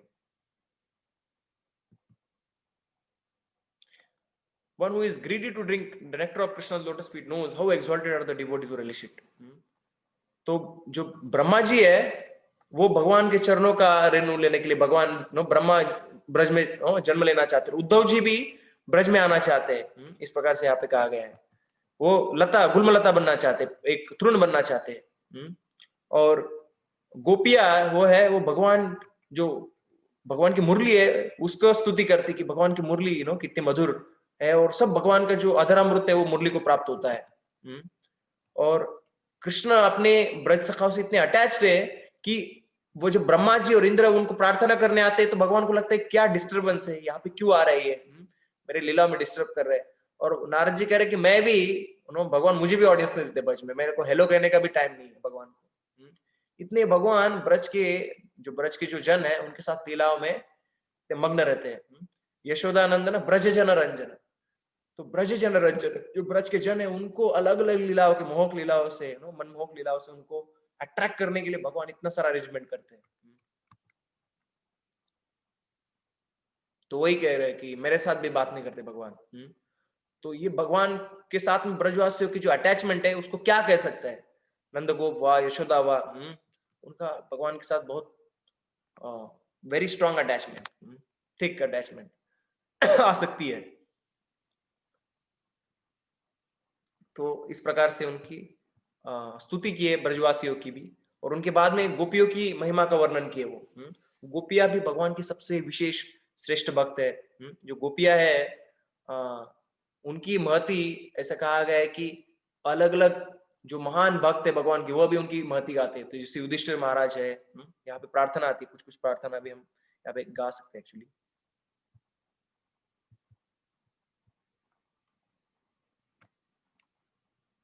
तो वो कह रहे हैं कि मैं यहाँ पे बार बार दंडवत करना चाहता हूँ, मैं बार बार उनको प्रणाम करता हूँ। किसको? ब्रज ब्रज जनांगनाओं को, गोपियों को। For moment that surround of Hari appeared agitated and greatly distressed, no. उन्होंने श्लोक को गाया। कोई ट्रांसलेशन पढ़ेगा? ये बहुत फेमस श्लोक है भागवतम से। ट्रांसलेशन पढ़ेगा कोई?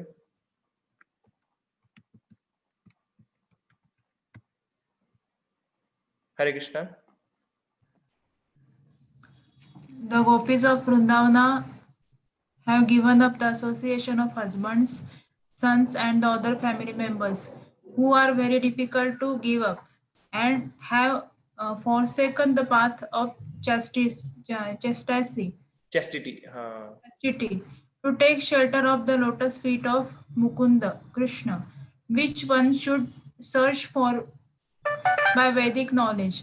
Oh, let me be fortunate enough to be one of the bushes, creepers, or herbs in Vrindavana, because the gopis trample them and bless them with the dust of their lotus feet. तो हालांकि गोपियां सबसे chest है और उनका बहुत उच्च कुलीन उनका व्यवहार है, परंतु वो सब अपनी चस्टिटी को त्याग कर देते हैं भगवान के जब मुरली सुनते हैं। इस प्रकार से अपना जो परम उनका सरेंडर है, समर्पण है, वो दर्शाते गोपियां। तो यह कोई नहीं करता है, परंतु ये गोपियां इस प्रकार से भगवान के लिए इतने लालायित रहती है, यहाँ पे कहा गया। और जब भगवान उनके साथ नृत्य कर रहे थे तो उन्होंने उनको इतना भाग्य दिया कि अपने हाथों से उनको आलिंगन दे रहे थे और उनके चेहरे का गर्भ बिंदु निकाल रहे थे, उनको साफ मिटा रहे थे। तो ऐसा फॉर्चून जो देव स्त्रियां है, हेवनली प्लैनेट्स, स्वर्गलोक की, उनको भी नहीं दिया था। यह भाग्य उन्होंने वृंदावन की गोपियों को दिया। उन्होंने कहा कि आगे, और उन्होंने कहा कि रुक्मिणी को भी यह भाग्य नहीं मिला है, वो गोपियों को मिला है। और अलग अलग श्लोक गाया उन्होंने।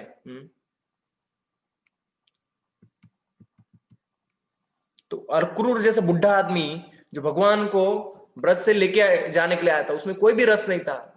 ब्रज का जो ब्रजजनों का सुंदर प्रेम है भगवान के प्रति, वो उसका एक लवलेश भी जो नहीं जानता था, उस अक्रूर ने भी गोपियों का महत्व गाया है। वो क्या कहे?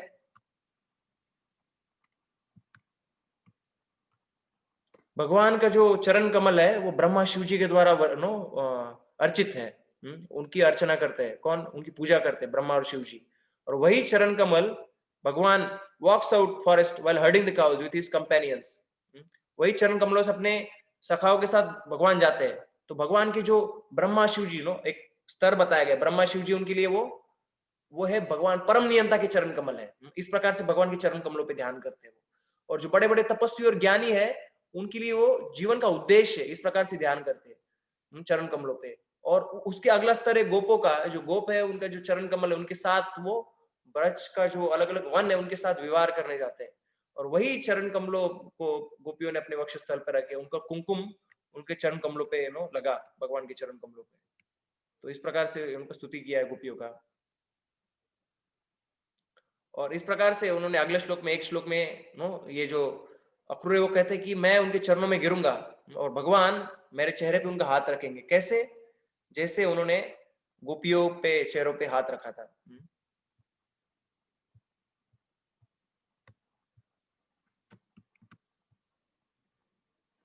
तो इस प्रकार से गोपियों की उन्होंने बहुत स्तुति की।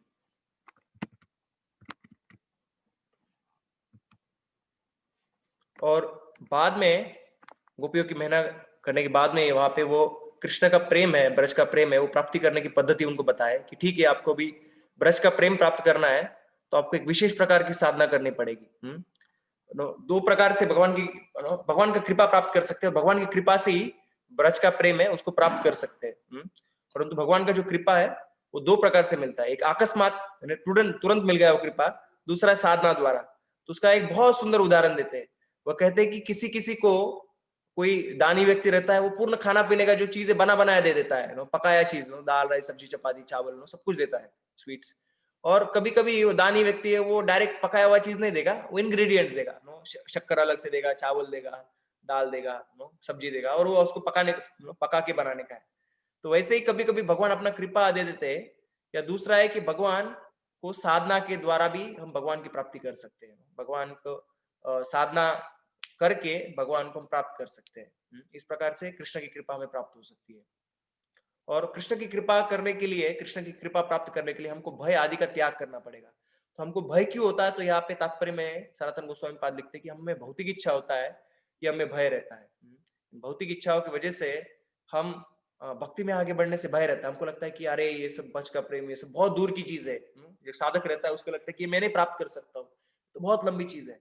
परंतु ये सब ग्रंथों का हम पठन करते हैं, भक्तों के साथ रहते हैं, तो धीरे धीरे ये जो भय वो चला जाता है। और जो ऐश्वर्य भाव है भगवान के प्रति, भय है, लज्जा है, और अविश्वास है कि पता नहीं भगवान मुझे संभालेंगे या नहीं संभालेंगे, पता नहीं मेरे साथ क्या, लोग क्या बोलेंगे मुझे। तो ये सब भय आदि का त्याग करना पड़ेगा। किसी को कृष्ण प्रेम प्राप्ति करना है तो ये सब चीजों का उसे त्याग करना पड़ेगा, भय, ऐश्वर्य भाव, लज्जा, विश्वास। और सदैव ब्रज की लीलाओं का कीर्तन और स्मरण करना चाहिए। सदैव भगवान के ब्रज की लीला, भगवान के ब्रज की जो लीलाओं से संबंधित जो नाम है उनका कीर्तन करना है हमें। हरे कृष्ण कृष्ण कृष्ण हरे हरे, हरे राम राम राम हरे। तो इस प्रकार से ये तो भगवान के नामों का कीर्तन है, जिससे नीचे दिया है। भगवान के नामों का भी कीर्तन करना है और लीलाओं का भगवान का स्मरण और चिंतन करना है, सुनना है और सत्संग प्राप्त करना है। जो भगवान के प्रेमी भक्त है उनके संग में रहना है, वहां पे हमको उस प्रकार से कृष्ण प्रेम की प्राप्ति हो सकती है। और हमें धामवास, हम धाम में जाएंगे तो वह कृष्ण प्रेम प्राप्ति करना और आसान हो जाता है। धाम में कई गुना उसका फायदा मिलता है। तो प्रभुपाद जी के हमारे सब मंदिर है वो भी धाम से कम नहीं है। These are embassies of spiritual world. ये जो दूतावास रहते हैं, जैसे अलग अलग देश रहते हैं, उनके दूसरे देशों में दूतावास रहते हैं, तो उस दूतावास में जिस जहां पे है उस देश के नियम नहीं रहते, परंतु जिस देश का दूतावास है उस देश के नियम लागू रहते हैं। वैसे हमारे मंदिर है वो वैकुंठ है प्रभुपाद जी के, और उस वैकुंठ के नियम हमारे मंदिर में लागू होते हैं। इस प्रकार से तो हमको धामवास भी करना चाहिए, और हमारे मंदिर भी धाम से कम नहीं है, तो मंदिर में रेगुलरली जाना चाहिए। और दैन्य भाव से भक्ति करना चाहिए। दैन्य भाव भक्ति के लिए बहुत पोषक है। दैन्य भाव यानी खुद को तृण से भी हीन मानना। जैसे हमारे शिक्षाष्टकम में कहते हैं कि तृणादपि सुनीचे न तरोरेव सहिष्णुना। इसका दैन्य भाव भक्ति के लिए बहुत पोषक है। तो दैन्य भाव कोई करेगा तो उसको प्रेम उत्पन्न होगा, और जितना उसको प्रेम उत्पन्न होगा उतना ज्यादा उसका दैन्य भाव भगवान के प्रति उत्पन्न होगा। कोई भी अच्छी सबसे प्रिय चीज वस्तु उस व्यक्ति से निकाल ली जाती है तो वो दैन्य भाव महसूस करता है। जैसे कोई स्टॉक मार्केट में बहुत पैसा इन्वेस्ट करता है और उसका स्टॉक कभी गिर जाता है, शेयर्स गिर जाते हैं, प्राइस गिर जाते हैं, तो उसको बहुत दुख होता है। इसी प्रकार से हम, भगवान हमसे बहुत दूर है ये समझना, हम भगवान के भक्ति के लायक नहीं है तो भी हमको भक्ति दिया गया है, इस प्रकार का भाव कल्टीवेट करना, दैन्य भाव, इससे भक्ति बहुत जल्दी प्राप्त होती है। और प्रेम पूर्ण नवविधा भक्ति का पालन करना, कि प्रेम नवविधा भक्ति करना, परंतु प्रेम के बिना भक्ति की नवविधा भक्ति, तो यहाँ पे नारद मुनि कह रहे हैं कि जैसे सब्जी है परंतु सब्जी में नमक नहीं डाला तो क्या फायदा है। इसी प्रकार नवविधा भक्ति में प्रेम से भक्ति नहीं किया भगवान का तो उसका इतना फायदा नहीं है। तो इतना सुंदर एनालॉजी देते हैं यहाँ पे। तो इस प्रकार हमको कृष्ण के प्रेम की प्राप्ति हो सकती है। नवविधा भक्ति का पालन करना, दैन्य भाव रखना, धामवा, सत्संग, भगवान के नामों को कीर्तन, लीलाओं का कीर्तन और स्मरण, कृष्ण की कृपा। तो इस प्रकार से कृष्ण प्रेम पद्धति की पूर्ण पद्धति वो उनको बता रहे हैं। और उनको कहे कि आप अभी पुरुषोत्तम धाम जगन्नाथपुरी जा सकते हैं और वहां पे भगवान का भक्ति कीजिए। और वहां पे जगन्नाथ जी है, सुभद्रा है, बलदेव जी है, वो ब्रज के मूड में रहते हैं और वो आपको वहां पे आपका कृपा देंगे। और उनका कृपा होने से आपको वांछा सिद्धि हो सकती है, आप ब्रज में भी पहुंच सकते हो। इस प्रकार से उन्होंने उनको बताया। तब उद्धव जी ने उनको बताया, अरे आप उनको इनडायरेक्टली क्यों कह रहे हो, उनको आप पहले जगन्नाथ धाम, जगन्नाथपुरी क्यों भेज रहे हो, क्योंकि जगन्नाथपुरी में और द्वारका में कोई अंतर नहीं है, द्वारका में खुश नहीं रहे, तो जगन्नाथपुरी में भी उनको विरह होगा भगवान की लीलाओं से। तो अभी आप उनको सबसे पहले भौम वृंदावन है वहां पे जाने दीजिए, आप वृंदावन जाइए, वहां पे रहिए। तो नारद मुनि को सेकंड टाइम काटा यहाँ पे उद्धव जी ने, तभी भी नारद मुनि को बुरा नहीं लगा, नारद मुनि तो बहुत खुश हो गए। और फिर उन्होंने उनको और कुछ इंस्ट्रक्शन दिया और वहां पे भगवान का नामों का वो ध्यान किया और तुरंत भौम वृंदावन पहुंच गए। जिस निकुंज में बैठ के गोप कुमार उस ब्राह्मण को उपदेश दे रहे उसी कुंज में वो पहुंच गए और वहां पे उन्होंने प्रेम पूर्वक नवविधा भक्ति का मार्ग का पालन करना शुरू किया और जगह जगह पे जाके भगवान की लीलाओं का स्मरण किया, जिस जगह पे जो लीला हुई थी, और लीलाओं का कीर्तन किया, नाम कीर्तन किया। और उनमें इतना भाव आया, इतना एक्सटेसी आया कि वह पूर्ण तरह से उस एक्सटेसी में रह रहे थे और अलग अलग प्रकार के विकार आ रहे थे। यहाँ पे कह रहे कि मुझे बताने के लिए भी अभी थोड़ी लज्जा हो रही है, इतने अलग अलग प्रकार के भाव विभोर हो गए, अलग अलग प्रकार के भाव उनमें संचार की। इस प्रकार से अलग अलग विकार उनमें हो रहे थे। और इस प्रकार से एक बार वो भगवान को देखकर भगवान की तरफ दौड़े, और जैसे भगवान पहुंचे तो भगवान उनसे अदृश्य हो गए, तो वहां पे गिर गए वो। और इस प्रकार से वापस वो भगवान के पीछे दौड़े तो वो यमुना में गिर गए, और यमुना से धीरे धीरे वो ऐसा लगा कि वो अचेतन हो गए, और बहुत फास्ट किधर तो भी जा रहे हैं, मन की गति से भी फास्ट, और बहुत सुंदर ऐसा मार्ग था। और इस प्रकार से उनको बहुत अच्छा लग रहा था, और जैसे ही गए एक जगह पे वो आके पहुंच गए, और वह जगह है गोलोक वृंदावन धाम। हरि बोल। यहाँ पे गोलोक वृंदावन में गोप कुमार पहुंच गए, और गोलोक वृंदावन में जब पहुंचे तो उन्होंने देखा कि वो जिस जगह पे पहुंचे वो जगह अपने जो वृंदावन था, उनका जो गांव था, उससे बिल्कुल अभिन्न थी। जैसे वृंदावन की गली थी, रास्ते थे, वृंदावन में जो भी कुंड थे, सब कुछ वहां पे वैसे के वैसा मौजूद था।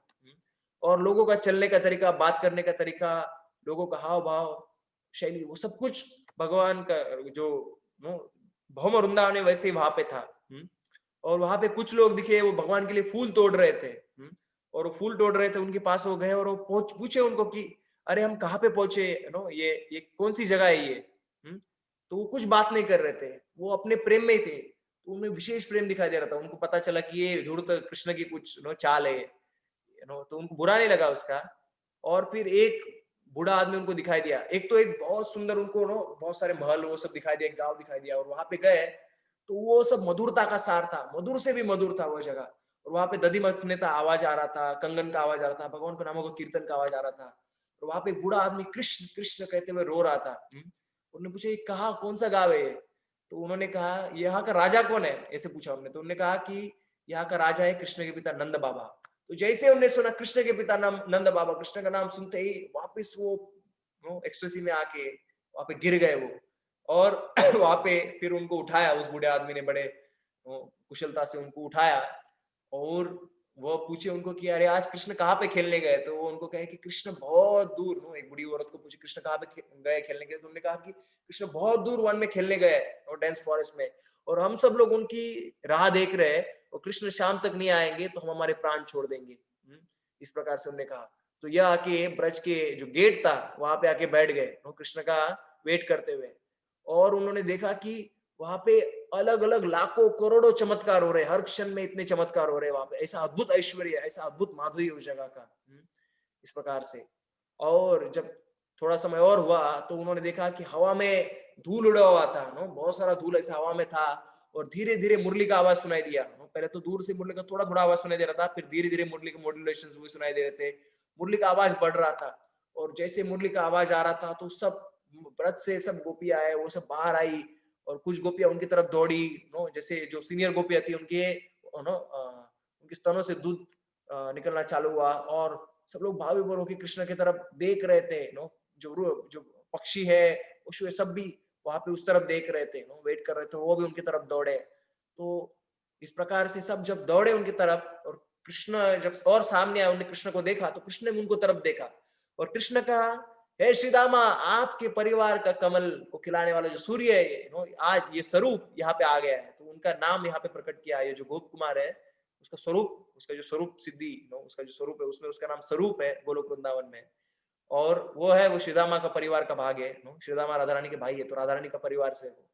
तो इस प्रकार से उनका नाम पुकार के कृष्ण जोर जोर से उनकी तरफ दौड़े, और जैसे कृष्ण उनकी तरफ दौड़े, उनको प्राप्त किए, तो तुरंत कृष्ण उनको आलिंगन किए, अपना उनका गर्दन पकड़ लिए, और वहां पे वो धड़ाम चक्कर आके गिर गए, गोप सखा भी गिर गए, कृष्ण भी गिर गए, और बाद में ये गोप पालक उठ गए, और कृष्ण वहां पे मूर्छित थे। तो सब गोप बाद में पीछे पीछे आए, और सब बोलने लगा ये कौन है, कंस ने भेजा गया व्यक्ति ऐसा लगता है। हम देखते कि इस प्रकार कृष्ण उनको मिले और बाद में नीचे गिर गए। और ये कौन है, ऐसा लगता है कि ये जो व्यक्ति है वो कंस ने भेजा गया है, इसने कृष्ण को गिरा दिया। कृष्ण मूर्छा आ गए, और वहां पे सब लोग घबरा गए, गाय रोने लग गए, गोप लोग रोने लग गए, यशोदानंद बाबा भी वहां पे आके सब अश्रुपात कर रहे थे। इस प्रकार से चल रहा था। तो वहां पे बलराम जी आए, और बलराम जी तो बहुत विद्वान है, चतुर है, तो उन्हें समझ में आ गया क्या चल रहा है। तो उन्हें बलराम जी ने कहा कि आप इनको अपने गोद में लो, और कृष्ण कृष्ण जोर जोर से बुलाओ, बोलिए कृष्ण कृष्ण कृष्ण कृष्ण कृष्ण कृष्ण कृष्ण कृष्ण। इस प्रकार कृष्ण का नाम लेने लग गए, वो रोते रोते कृष्ण का नाम लेने लग गए। तो कृष्ण जग गए वहां पे, और जैसे कृष्ण जगे तो वापस उनको आलिंगन किए, उनको चुम्बन देने लग गए कृष्ण। और सब गोप बहुत प्रसन्न हो गए, अरे इनको तो कृष्ण इतना प्रेम करते हैं, कृष्ण को इन्होंने कृष्ण को उठाया है, तो उनको इतना सब प्रेम दिए। और इस प्रकार से वो गोप कुमार है, उनको कृष्ण अपने घर में लेके गए, और स्वयं के घर में लेके गए। वहां पे यशोदा माई ने देखा कि कृष्ण इनको इतना प्रेम करते, तो यशोदा माई ने भी उस गोप कुमार को, स्वरूप को अपने जो गोद है उसमें बिठाया, उनको भी बहुत प्रेम दिया। और यशोदा माई जब कृष्ण आए थे, उनको अलग अलग प्रकार से आरती कर रही थी, और उनको नजर उतार रही थी उनकी, और उनको अपना प्रेम दे रही थी, अपने बालों से, वो चीजों से उनको प्रेम दे रही थी।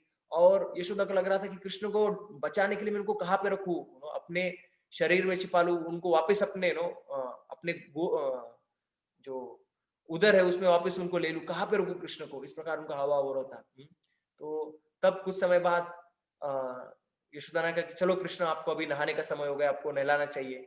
तो कृष्ण को जब यशोदा माँ ने कहा कि मैं आपको नहलाती हूँ, तो कृष्ण को पता चल गया कि गोपियां है, उनकी इच्छा है कृष्ण को नहलाने की, छोटी छोटी गोपियां थी। तो वहां पे कृष्ण ने यशोदा माई को कहा कि माँ यशोदा, मुझे बहुत भूख लगी है, आप मेरे लिए तुरंत खाना बनाइए। और गोपियों ने कहा कि यशोदा माता आप चिंता मत करो, हम इनको नहला देंगे। और जो छोटी छोटी गोपियां थी, उन्होंने सब सेवा बांट ली, कोई भगवान के आभूषण उतार रही थी, कोई भगवान को तेल लगा रही थी, कोई भगवान को मालिश कर रही थी, और मालिश कर रही थी तो भगवान आ ऐसा आवाज किया, मेरे को चुप गया। तो यशोदा ने कहा क्या हुआ, तो इस प्रकार से भगवान हंसने लग गए। तो इस प्रकार का लीला चल रहा था वहां पे, और गोपियों ने भगवान को सेवा बांट के इतना सुंदर नहलाया, और सब वापस आभूषण पहनाने लगे, और भगवान को काजल लगा रहे थे और डॉट्स लगा रहे थे। तो तब भगवान इतने उनके साथ विनोद कर रहे थे, तो सब गोपियां डिस्ट्रैक्ट हो रही थी, और काजल जो है बार बार हिल रहा था। तो इस प्रकार इतनी सुंदर लीलाएं वहां पे हो रही थी। और वहां पे मुखारा देवी आई, और मुखारा देवी ने कहा कि देखो आपको जो कृष्ण है कितना सुंदर लग रहा है अभी, क्योंकि काजल वो सब फैला हुआ था। यशोदा माई ने कहा कि इतना सुंदर है कि सब गोपियों की सुंदरता इसके नाखून की सुंदरता से भी कम है। इस प्रकार यशोदा माई ने उनको कहा। तो कृष्ण बड़े सुंदर लग रहे थे, और कृष्ण ने डांटा गोपियों की, अरे आप इतना समय लगा रहे हो, क्या आप एक्सपर्ट नहीं हो। और फिर कृष्ण रेडी हो गए, और यशोदा माता ने इतना सुंदर उनके लिए अलग अलग पकवान बनाए थे। तो वहां पे नंद बाबा बैठे हैं, और आप देख रहे हैं कि नंद बाबा के लेफ्ट साइड में कृष्ण बैठे, और कृष्ण नंद बाबा के राइट साइड में बलराम जी को बिठाया गया। और क्योंकि नंद बाबा आराम से कृष्ण को खिला सकते हैं, और फिर वहां पे स्वरूप भी उनके सामने बैठा था, और अलग अलग पकवान लाए गए, और सब कुछ खिलाया गया, भगवान को खिला रहे थे। और वहां पे गोपियों ने भी कुछ कुछ लड्डू बनाए थे, ऐसी कुछ चीजें बनाई थी। तो भगवान राधा रानी का लड्डू खा के क्या कितना कड़वा, इस तरह का हाव भाव किए। तो जैसे भगवान उस प्रकार का हाव भाव किए, तो वहां पे उनको लगा, अरे गोपियों के जो फ्रेंड थे, जो राधा रानी की सखियां थी, उनको बहुत बुरा लगा, और चंद्रावली वो सब हंसने लग गए। उन्होंने कहा मुझे नहीं खाना है लड्डू। और यशोदा ने को थोड़ा गुस्सा आ गया, अरे किस प्रकार का लड्डू खिलाया मेरे बेटे को। तो कृष्ण का मुझे नहीं खाना है लड्डू, और तुम्हारा परिवार का ही व्यक्ति खाएगा। और स्वरूप को सब लड्डू दे दिए, और स्वरूप ने लड्डू खाए तो उतना स्वादिष्ट कोई भी चीज उन्हें अभी तक कभी नहीं खाया था, इतने स्वादिष्ट राधा रानी के बनाए हुए लड्डू थे। और कृष्ण ने अपने नयनों को कोने से राधा रानी की तरफ देखा, और उनको स्माइल दिया। इस प्रकार स्वरूप को पता चला कि एक लीला थी। इस प्रकार बहुत सुंदर आदान प्रदान वहां पे हो रहा था। और वो होने के बाद में अभी यशोदा माई ने कहा कि अभी कृष्ण का सोने का समय हो गया है, तो अभी जाइए सब लोग। तो यहाँ पे गोपियों ने फिर वापस वो एक सेवा ली, कृष्ण को बहुत सुंदर पलंग पे सुलाया गया। उसमें व्हाइट कलर की चद्दर थी, व्हाइट कलर के तकिए थे, और गोपियां कृष्ण के लिए पान ला रही थी, कोई फैन कर रही थी, और कृष्ण बात कर रहे थे, स्पेसिफिकली राधा रानी से कृष्ण बात कर रहे थे। इस प्रकार से कृष्ण छोटा सा निद्रा लिया, क्योंकि कृष्ण छोटा सा निद्रा लेके वापस रास्ते लगे चले जाते हैं, गोपियों के साथ लीला करने चले जाते हैं।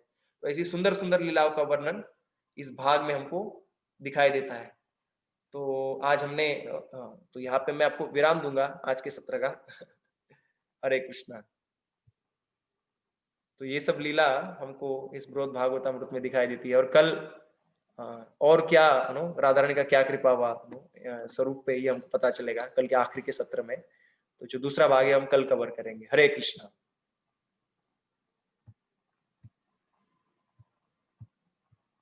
तो आपको मैं 1 मिनट म्यूट निकालता हूँ। हरे कृष्णा। हरे कृष्णा। दंडोत प्रणाम। दंडोत प्रणाम। कोई प्रश्न है आपका? हरे कृष्णा। हरे कृष्णा प्रभु। क्या मैं पूछ सकता हूँ? हाँ, यस प्रभु जी। एक्चुअली आपने बहुत ही सुंदर वर्णन किया प्रभु। तो पूरा पिक्टोरियल था। फिर भी क्या है, ये रजोगुण के प्रभाव से मेरे को वो क्रिएशन ऑफ यूनिवर्स का एक छोटा सा पॉइंट थोड़ा सा वहां पे अटेंशन कैच हुआ। आपने जो मेंशन किया कि फ्लूट, भगवान जो बांसुरी वेणुवादन करते हैं उसके बाद उसके वक्त ग्रह भी रुकते हैं, ऐसा ही कहा था ना? ऐसा वर्णन यहाँ पे आता है। हाँ, तो कृपया करके थोड़ा समझाइए कि ये टाइम फैक्टर और धाम का क्या संबंध है, कैसे समझना है? क्योंकि sometimes it is mention that the time factor is not there in dham, and फिर ये बात को ये कैसे समझे ये हम भौम लोग कि वृंदावन का बात टाइम चल रहा एक्चुअली? है। ये भौम वृंदावन का बात चल रहा है। जब भगवान में, अच्छा अच्छा अच्छा। हाँ, तो स्वर्गलोक के जो देवी देवता विमान से जा रहे थे वो भी वो भी स्टन हो जाते हैं। ये भौम वृंदावन का चल रहा है एक्चुअली। हाँ हाँ हाँ, then I got it, no problem. Hare Krishna प्रभु जी। हरे कृष्णा प्रभु, thank you.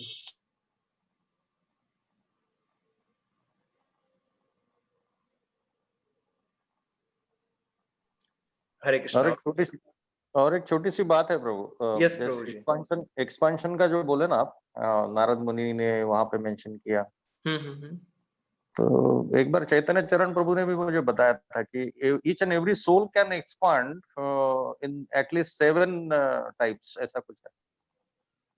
Each and every soul has that power. Brihad Bhagavatamrita वर्णन है कि जो भगवान के जो बहुत स्पेशल डिवोटीज है, जैसे भगवान भौतिक जगत में आते हैं तो सबको नहीं हाँ लेके आते हैं, क्योंकि हम जब लोग वापस भौतिक जगत में आए तो हमारा प्रॉब्लम हो सकता है, हम तो नित्यबद्ध है, तो वापस अट्रैक्ट हो सकते हैं। तो साधना सिद्ध जो भगवान के नित्य परिकर रहते हैं उनको लेके आते हैं, क्योंकि वो कभी उनका स्खलन नहीं होता है, तो वो एक्सपांड होते हैं। हाँ हाँ। मैंने नहीं पढ़ा ये, कभी पढ़ा तो मैं बताऊंगा आपको। बट भगवान के जो स्पेशल भक्त रहते हैं उनको, और ऐसा भी कहा जाता है जो चैतन्य महाप्रभु के लीला में जो भक्त है उनको 2 स्थान मिला गया, गोलोक वृंदावन में, और भगवान का नवद्वीप धाम है, स्पिरिचुअल वर्ल्ड श्वेतद्वीप, वहां पे भी। तो और 2 और कई स्थान। साल पहले हिज ग्रेस परमहंस प्रभु करके जो है मुंबई के, वो तब ब्रह्मचारी थे, तो उन्होंने एक बार बताया था कि हर एक आत्मा की जो शक्ति है वो 14,000 सूर्यों के समान हो सकती है। इतनी मतलब पोटेंशियल है। तो अच्छा, वो भी, हाँ वो भी मतलब शेयर करना था, बाकी कुछ नहीं। थैंक यू प्रभु जी। हरे कृष्णा। हरे कृष्ण। और कोई प्रश्न कोई है किसी का आज की चर्चा में? प्रभु जी, मैं राजीव बोल रहा था प्रभु जी। हरे कृष्णा राजीव प्रभु। प्रणाम प्रभु जी। प्रभु जी, एक क्वेश्चन था मेरा। अभी देखिए ये नवरात्रि चल रहा है, यस। और बंगाल में दुर्गा पूजा चल रहा है, तो ये डिफरेंट फॉर्म्स ऑफ पार्वती है, और पार्वती ऐसा वर्णन है, मुझे पता नहीं मैं सही बोल रहा हूँ कि नहीं। मुझे जहाँ तक जानकारी है कि ये महामाया है। तो महामाया वो चीज है जो इल्यूशन बनाते हैं और जो एक्चुअली हमें रोकते हैं to know in knowing Krishna. तो हम इनका पूजा क्यों करते हैं? मतलब हम किधर करते हैं? भगवान के भक्त है वो नहीं करते हैं ना। देवताओं को पूजा तो देवताओं को पूजा करने वाले करते हैं ना। हम हाँ, हम रिस्पेक्ट देते हैं, परंतु हम स्पेसिफिकली ऐसा उनका पूजा, इस्कॉन में तो कोई करता नहीं दुर्गा पूजा। एक मैसेज आया था प्रभु मुझे आज ही, कि ये राधा रानी का मतलब लेटर एक्सपेंशन है, तो उनको कृष्ण भक्ति में प्रगति करने के लिए आशीर्वाद मांग सकते हैं। बराबर है। पूजा नहीं करना है, प्रार्थना कर सकते हैं। कात्यायनी देवी का जैसे गोपियां पूजा करती कि भगवान कृष्ण हाँ हमको पति के रूप में मिले। हाँ हाँ तो जी, हाँ जी। वैसे सब देवता को कोई भी मंदिर जाते हैं, महादेव जी मंदिर हो, देवी का मंदिर हो, कोई भी मंदिर हो देवताओं का, तो वो भगवान की विशेष सेवा कर रहे हैं, तो हम उनको उतना प्रार्थना करती है कि भगवान। परंतु स्पेसिफिकली वर्शिप प्रभुपाद ने ऐसा कुछ रेकमेंड नहीं किया, तो डिवोटी जनरली नहीं करते हैं। नहीं करते, बराबर। परंतु ऐसे कोई धाम में जाते हैं, कहाँ पे जाते तो दर्शन उनको दोनों, कोई स्पेशल से कन्याकुमारी गए तो कन्याकुमारी का दर्शन लेके हम उनको ब्लेसिंग मांग सकते हैं, हमारी भक्ति हाँ, में आगे बढ़े। परंतु पूजा नहीं, प्रार्थना कर सकते हैं ऐसा। हाँ, चैतन्य महाप्रभु जैसे गए थे कन्याकुमारी, तो वहां पे वो गए थे कन्याकुमारी धाम में, कामाख्या मंदिर में गए थे कन्याकुमारी धाम। नहीं, तो फिर मतलब आपका ये कहना कि हम पैसिवली कर सकते हैं, लेकिन ज्यादा एक्टिवली ना करें। लेकिन एक क्वेश्चन तो रह जाता है कि if this is something obstructing you, then why you will do it? Anyhow, आप जैसे भी करें इसको. नॉट नीडेड नो, क्योंकि भागवत में वर्णन आता है कि कृष्ण का भक्ति किया तो जैसे नो वृक्ष के रूट को पानी देते आप मूल को, तो सबको पानी पहुंच जाता है। तो कृष्ण का भक्ति कोई करता है तो सब देवताओं को अपने आप उसमें उनको भी संतुष्टि मिलता है। तो ऐसे जरूरी नहीं है नो उनका पूजा करने का। और परंतु वही कोई धाम में आप गए तो आप कभी बड़ा कोई मंदिर है नो फेमस, तो वहां पे जाके हम लोग भगवान उनको जो भी देवता है उनको प्रार्थना कर सकते हैं, हमको भक्ति मिले, शुद्ध भक्ति मिले, और भक्ति मार्ग में जो भी अर्थ है नो जो भी डिस्ट्रैक्शन है वो सब चले जाए इस प्रकार से। परंतु सेपरेटली पूजा करने का जरूरत नहीं है। वो थोड़ा जेलर को थोड़ा सा मस्का पानी जैसा है वो। हाँ, यस यस प्रभु जी, हरे कृष्णा। ओके प्रभु जी, राजीव प्रभु। हरे कृष्ण प्रभु जी। हरे कृष्णा माता जी, दंडवत प्रणाम। दंडवत प्रणाम प्रभु जी। लेकिन घर में प्रभु जी ये नवरात्रि का अभी जैसे से चलता आ रहा है, तो उसको हम लोग अवॉइड भी नहीं कर पाते हैं ना। तो ऐसा कहा गया है कि जो भक्त लोग जब देवताओं को पूजा करते हैं तो उनको अपना मन लगा के नहीं करना, एक फॉर्मेलिटी की तरह करना है। हाँ, मतलब कृष्ण भक्ति प्रदान करने के लिए प्रार्थना करना है। तो एक मिनट, एक कंप्लीट कर। हरे कृष्ण किशोरी माता जी, एक मिनट, एक इनका उत्तर। तो भक्त जब देवताओं को पूजा जैसे कभी कभी रिचुअल की तरह करना पड़ता है, जैसे श्राद्ध वो सब भी करना नो, बहुत सारे रिचुअल कभी कभी डिवोटीज को as a family no tradition करने पड़ते हैं, तो भक्त है उसमें बहुत फेथ नहीं रखते हैं। फेथ यानी अपना हृदय नहीं देते उसमें, वो भगवान की तरह भी हृदय रखते हैं और एज अ फॉर्मेलिटी वो कंप्लीट करते हैं, और ये भी समझते हैं कि जो देवता है वो जो है वो भगवान के अंश है नो, इस भाव से वो अप्रोच करते हैं। तो नो इस प्रकार से अप्रोच कर सकते हैं। यस हरे कृष्ण प्रभु जी। देवी देवता तो भगवान के खास सेवा करते हैं, विशेष सेवा करते हैं, है ना।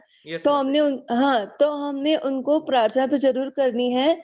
और जैसे अभी नवमी की पूजा सबके घर में होती है, तो मतलब कुछ प्रसाद बनता ही है, तो वो हम पहले कृष्णा को ऑफर करके वो प्रसाद देवी माँ को बोल सकते हैं कि आप इसका ग्रहण करो क्योंकि ये भगवान का प्रसाद है, फिर हम लोग ले सकते हैं, है ना। तो इस तरह से क्योंकि वो भी तो हमसे उच्च वैष्णव है, मतलब भगवान की सेवा ही कर रहे हैं ना वो भी। हाँ, तो हमने उनका मान तो मतलब इस तरह रख सकते हम लोग इस तरह से। बराबर माता जी, बराबर। हाँ, तो जिनके घर में पूजा होता है वो भगवान की गारलैंड है उनको दे सकते हैं, भगवान का प्रसाद उनको दे सकते हैं। हाँ, मतलब कृष्णा। और प्रभु जी जैसे उन्होंने बोला ना 7 टाइम्स का एक्सपांशन, तो कपिल मुनि जो थे, सॉरी कर्दम मुनि थे ना, कर्दम मुनि और देवहूति के इसमें है, वो उन्होंने भी अपने आप को 9 इसमें फॉर्म में एक्सपांड किया था। वो योग बल पे किया था उन्होंने। हाँ, योग बल पे किया था उन्होंने। 9 पुत्रियां उनको हुई उसके द्वारा। हाँ, यस। थैंक यू प्रभु जी, बहुत अच्छा था आपका। किशोर माता जी, दंडवत प्रणाम। दंडवत प्रणाम। एक छोटा सा शेयरिंग था उसी वक्त, उन्हीं दिनों में परम प्रभु को किसी ने पूछा था कि भाई हमारी कुल देवता रुष्ट तो नहीं हो जाएगी, क्योंकि ये बंधन तो है हमारे कुल में काफी रहते हैं, गणपति जी का भी लगा के रखा है, दुर्गा जी का भी है, मतलब ये नवरात्रि का। तो बस उन्होंने सिंपली बोल दिया कि भाई कुल देवता उल्टा आनंद से नाचने लगेगी कि कम से कम मेरे कुल में एक तो सयाना पैदा हुआ जो कृष्ण भक्त है। राइट। तो with respect we should go for, मतलब विथ रिस्पेक्ट हम लोग प्रार्थना कर सकते हैं, बाकी आपने सही कहा, दया देने की जरूरत नहीं। यस। हरे कृष्णा प्रभु। हरे कृष्णा। दंडवत प्रणाम। पहले प्रश्न में आपने ये प्रभु जी को बताया कि वो वृंदावन जो बृहद वृंदावन बताया या गोलक वृंदावन, ऐसे कुछ बताया आपने। भौम वृंदावन बताया, जमीन पृथ्वी तल पे वृंदावन है वो। अच्छा, तो यहाँ पे जब वो बांसुरी बजती तब देवता लोग भी मतलब रुक जाते थे, स्टन हो जाते थे, पूर्ण ब्रह्मलोक तक, सत्यलोक तक वो उसका प्रभाव नो। अच्छा, यहाँ जब वो लीला यहाँ पे पृथ्वी पे लीला चलती। यस। ओके, तो मैं सोच रहा था वो ऊपर में मतलब तो इतना तो वो ये नहीं होगा ना फिर। हाँ, ओके वो। Yes, thank you. Hare Krishna. प्रभु जी, भौम वृंदावन और गोलोक वृंदावन सेम ही है क्या?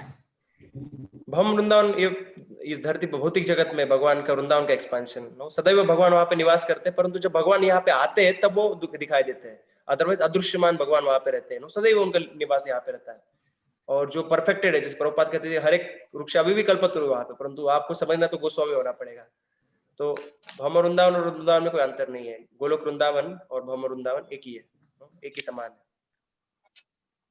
प्रभु एक पर्सनल क्वेश्चन था, फिर भी सबके फायदे का हो सकता है कि क्या है कि हमें कई बार ऐसे भी सुनाई बचपन में सिखाया जाता है कि विष्णु जी के, भगवान विष्णु के एक्सपांशन श्री राम, श्री नरसिंह, श्री कृष्ण वगैरह है, वो तो ठीक है, पर कभी कभी क्या होता है कि उसका इतना डीपली रूटेड इम्पैक्ट होता है ना प्रभु, तो ये चतुर्भुज रूप भगवान विष्णु का और वो ऐश्वर्य, वहां पे हम लोग आकर्षित हो ही जाते हैं। अभी मतलब कितने दिन हो गए, साल हो गए, तो भी कभी कभी ऐसा वो आकर्षण बढ़ जाता है। जितना हम लोग ज्यादा सुनते हैं कृष्ण के बारे में, तो भी ऐसा क्या करें कि भाई थोड़ा ये ट्रैक पे आ जाए? नहीं, एक्चुअली ये ठीक है। अभी के मीन्स हम लोग का भक्ति अभी हमारे लिए कोई प्रॉब्लम, जैसे हमारे मंदिर में बालाजी है, नो, भगवान कृष्ण के जो भी अवतार है उनके प्रति आकर्षण रहना इतना भी ये नहीं है, नो। और हम तो कृष्ण के बारे में सुनते हैं और कृष्ण का सुन के कृष्ण को आकर्षण होता अच्छा ही है, परंतु हम देखते मुरारी गुप्ता की लीला में कि मुरारी गुप्ता को चैतन्य महाप्रभु ने कहा कि आप राम का नहीं कृष्ण का भक्ति करो, राम का निष्ठा बहुत स्ट्रांग था उनका, तो महाप्रभु ने वो भी अप्रूव किया, ठीक है आप राम के भक्त हो आप, है ना। आई थिंक कृष्ण का मूर्ति पूजा करेंगे, डेटी वर्शिप करेंगे घर में, तो और कृष्ण से आसक्ति बढ़ेगा। एक्चुअली गृहस्थों के लिए अर्च विग्रह की पूजा करना बहुत इंपॉर्टेंट है, क्योंकि अर्च विग्रह का डायरेक्ट भगवान पर्सनल रिलेशनशिप बनता है अर्च विग्रह की पूजा करने से। तब वो बहुत अच्छा आकर्षण हो सकता है भगवान के प्रति, जब अर्च विग्रह हमारे घर में। आज बहुत ही महत्वपूर्ण विषय आपने जो मतलब मेंशन किया कि उनको गोलोक का प्रेम प्राप्ति की इच्छा होती है गोप कुमार जी को, तो वही टारगेट हमें भी मतलब है, बराबर है ना? यस यस यस यस, बहुत बड़ी मतलब अल्टीमेट कृपा दे दी है चैतन्य महाप्रभु। यस, तो कल हमने कुछ मांगने लायक रखा ही नहीं। तो कल हमने सुना था कि नाम संकीर्तन और प्रेम में कोई अंतर नहीं है, वो एक ही है। तो ऑलरेडी हमको गोलोक का प्रेम नाम संकीर्तन के रूप में दे दिया है, क्योंकि प्रेम होता है तब नाम संकीर्तन करते हैं, नाम संकीर्तन होता है तो प्रेम का उदय होता है, तो एक तरह से दोनों एक ही है। प्रभु जी आपका आवाज मांगने लायक रखा ही नहीं। हरे कृष्ण प्रभु। हरे कृष्ण प्रभु जी। हरे कृष्ण हरे कृष्ण। एक हाँ प्रभु जी, दंडवत प्रणाम। दंडवत प्रणाम। हाँ प्रभु जी, एक थोड़ा नम्रता से प्रश्न है मेरा। ये जो भगवान का रूप है श्री कृष्ण जी का, सत्यनारायण पूजा अपन करते कभी कभी, यानी ग्रह शांति वगैरह जो नया मकान बनाते, कभी कभी वो वास्तु पूजा के पहले कभी कभी सत्यनारायण पूजा कर लेते। वो सत्यनारायण जी जो है वो भगवान के अंश है क्या अलग है ये रूप? कोई उत्तर देना चाहेगा? किशोरी माधुरी माता जी आप बताना चाहेंगे इसका उत्तर?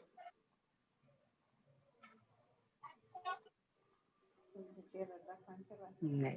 हरे कृष्णा। प्रभु कुछ शेयर करूं? एक मिनट, एक सत्यनारायण के प्रश्न के रिलेटेड है क्या प्रभु जी? हाँ वही। बोलिए प्रभु जी। अब वैसे तो आप ही फाइनल आंसर देंगे, पर मुझे बहुत सालों पहले वो सुनाई दिया था कि शायद से ये मेंशन है कि नहीं, आई एम डाउटफुल, सत्यनारायण पूजा वेदों में। तो मैंने भी ऐसे सुना है कि वो इतना बोनाफाइड नहीं है एक्चुअली, परंतु मैं इसीलिए गृहस्थ लोग रहते हैं उनके घर में बार बार आता है क्वेश्चन, तो मैं तो किसी को पता है तो कोई बता सकता है एक्चुअली।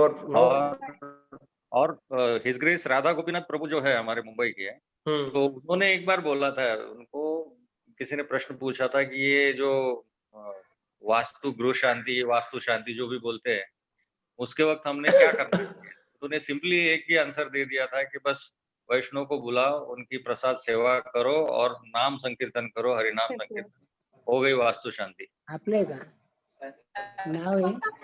थैंक यू प्रभु जी, थैंक यू प्रभु जी। आपलं नाव आहे का? हरे कृष्णा विश्वनाथ प्रभु जी। कर मुक्ताई का। और किसी कोई प्रश्न है? आखिरी प्रश्न अभी, आई थिंक टाइम हो गया है। हरे कृष्णा प्रभु। यस प्रभु जी। प्रभु ये गोप कुमार तो अभी अपने इसमें पहुंच गए, अंतक में धाम में पहुंच गए, लेकिन ये गोप कुमार वो ब्राह्मण को कहानी सुनाते रहते ना प्रभु? ये यस, ये कहानी ब्राह्मण को सुना रहे। तो अभी वो ब्राह्मण का क्या होगा? अभी कल पता चलेगा प्रभु जी ये। ओके प्रभु, ओके प्रभु। उसका भी एक डेस्टिनेशन आने वाला है यस कल। प्रभु, एक और प्रश्न आर्च विग्रह के बारे में। तो लड्डू गोपाल भी आर्च विग्रह में ही आते हैं ना प्रभु? यस यस, लड्डू गोपाल भी आते तो हैं। उनके साथ भी हमारा मतलब रिलेशन हो सकता है, उसको Yes. पर्टिकुलर क्या बोल सकते हो लड्डू गोपाल को? भगवान के रूप है ना बस, तो मतलब कुछ ऐसा अलग नहीं है ना उसमें? नहीं नहीं, भगवान का रूप है ना, वो भी बोनाफाइड है लड्डू गोपाल का पूजा करना। आपको शेयर कर सकते हैं, होपफुली ठीक जा रहा है कथा। हाँ प्रभु जी, आनंद आ रहा है। आपको तो पता ही है, मुझे पता नहीं आपको, आप मुझे याद रखे कि नहीं। मैं उतना भक्ति में उतना आस्था नहीं था, पर आई थिंक धीरे धीरे प्रोग्रेस हो रहा है आपके संगत पे आके। आपने चैतन्य चरितामृत सुना और अभी आप बोलो भागवत में भक्ति रस से बहुत प्रधान है, तो वेद आपको जो उपनिषद और सब आपको जो अटैचमेंट वो सब अभी इतना भक्ति का रस है, इतना उसमें इतना रस नहीं है वो सब चीजें, राइट? हाँ हाँ, ऐसा मुझे महसूस हो रहा है, उपलब्धि हो रहा है। जय जय जय राजीव प्रभु, एक विनती है, कल का भरोसा नहीं है, आज अगर हो सके तो पूछ लीजिएगा बोलना प्रश्न। क्यों कल? कल का भरोसा किसने देखा है प्रभु? अच्छा अच्छा अच्छा, ऐसे क्या बोलते हैं। नहीं, परंतु क्या है, क्लोजिंग का भी टाइम रहता है ना, मैं लोगों को बहुत ज्यादा एक्सटेंड नहीं करवाना चाहता। ओके ओके ओके, ठीक है। I had a question. We pray Ganesh, Balaji, or Krishna and Mahadev in our house. So does it make any issue if you have Ganesh puja as first? तो गणेश पूजा ठीक है, means हम भगवान के गणेश का वर्णन आता है। हरे कृष्णा हरे कृष्णा हरे कृष्णा। तो भगवान का ब्रह्म संहिता में वर्णन आता है गणेश जी कौन है। तो गणेश जी द्वंद्वे प्रणाम समय सगनाधिराज विज्ञान विहंतु मलमस्य जगत्रस्य गोविंदमादि पुरुषम तमहं भजामि। तो जो गणपति है वो भगवान नरसिंह देव के चरणों का आश्रय लिए है। इस प्रकार से उनपे विघ्न विनाश करने का शक्ति भगवान नरसिंह देव से आ रहा है। तो हमारे वैष्णव के एक्चुअली विश्वक से नरसिंह भगवान ऐसे प्रोटेक्टर रहते हैं। तो आइडियली जितना वैष्णव हो सके कल्चर में उतना अच्छा है हमारे लिए, परंतु तब भी हम गणेश का पूजा कर रहे हैं तो हम उनको भगवान का भक्त ये समझ के पूजा ठीक है, भगवान को उनका अंश समझ के ठीक है ये इस प्रकार से घर में। प्रभु जी, मैंने ये लाल गोविंद प्रभु जी के लेक्चर में सुना था कि ये गणेश जी जो है वो that is one of the post, मतलब वो पोस्ट है गणेश जी। तो जो एलिवेटेड सोल रहता है उनको गणेश जी का पोस्ट दिया जाता है। अगर वो पोजीशन के लिए कोई सूटेबल नहीं है तो डायरेक्टली कृष्णा वो पोजीशन ले लेते हैं। अच्छा अच्छा, थैंक यू माताजी फॉर शेयरिंग। मुझे पता नहीं श्रीनाथ जी को आंसर किया। एक्चुअली जो गृहस्थ भक्त है ना, आपके कोई काउंसलर्स रहेंगे वो अच्छे से उत्तर दे पाएंगे इन प्रश्नों का ना, क्योंकि घर में बहुत प्रैक्टिकल सिचुएशंस रहते हैं और बहुत सारा हमारा परंपरा वो सब रहता है। तो ये क्वेश्चंस पर्सनल क्वेश्चंस बेस्ट है कि हाँ, हमारे सब भक्त काउंसलर सिस्टम से कनेक्टेड है मोस्टली इस्कॉन के तो जो सीनियर गृहस्थ है वो इन प्रश्नों को बहुत अच्छे से उत्तर दे सकते हैं। एक्चुअली सत्यनारायण हुआ या गणेश जी का पूजा रहा, तो आपके जो भी काउंसलर रहेंगे आप उनका थोड़ा गाइडेंस ले सकते हैं एक्चुअली इसमें, कि वो प्रैक्टिकली और आंसर कर सकते हैं। ओके प्रभु जी, yes, thank you for joining. Okay, Hare Krishna Hare Krishna Hare Krishna. तो फिर आज विराम देते हैं हम। बहुत बहुत धन्यवाद। हरे कृष्णा हरे कृष्णा हरि बोल। हरे कृष्ण प्रभु जी, हरे कृष्णा, दंडोत प्रणाम प्रभु जी। दंडोत प्रणाम दंडोत प्रणाम दंडोत प्रणाम।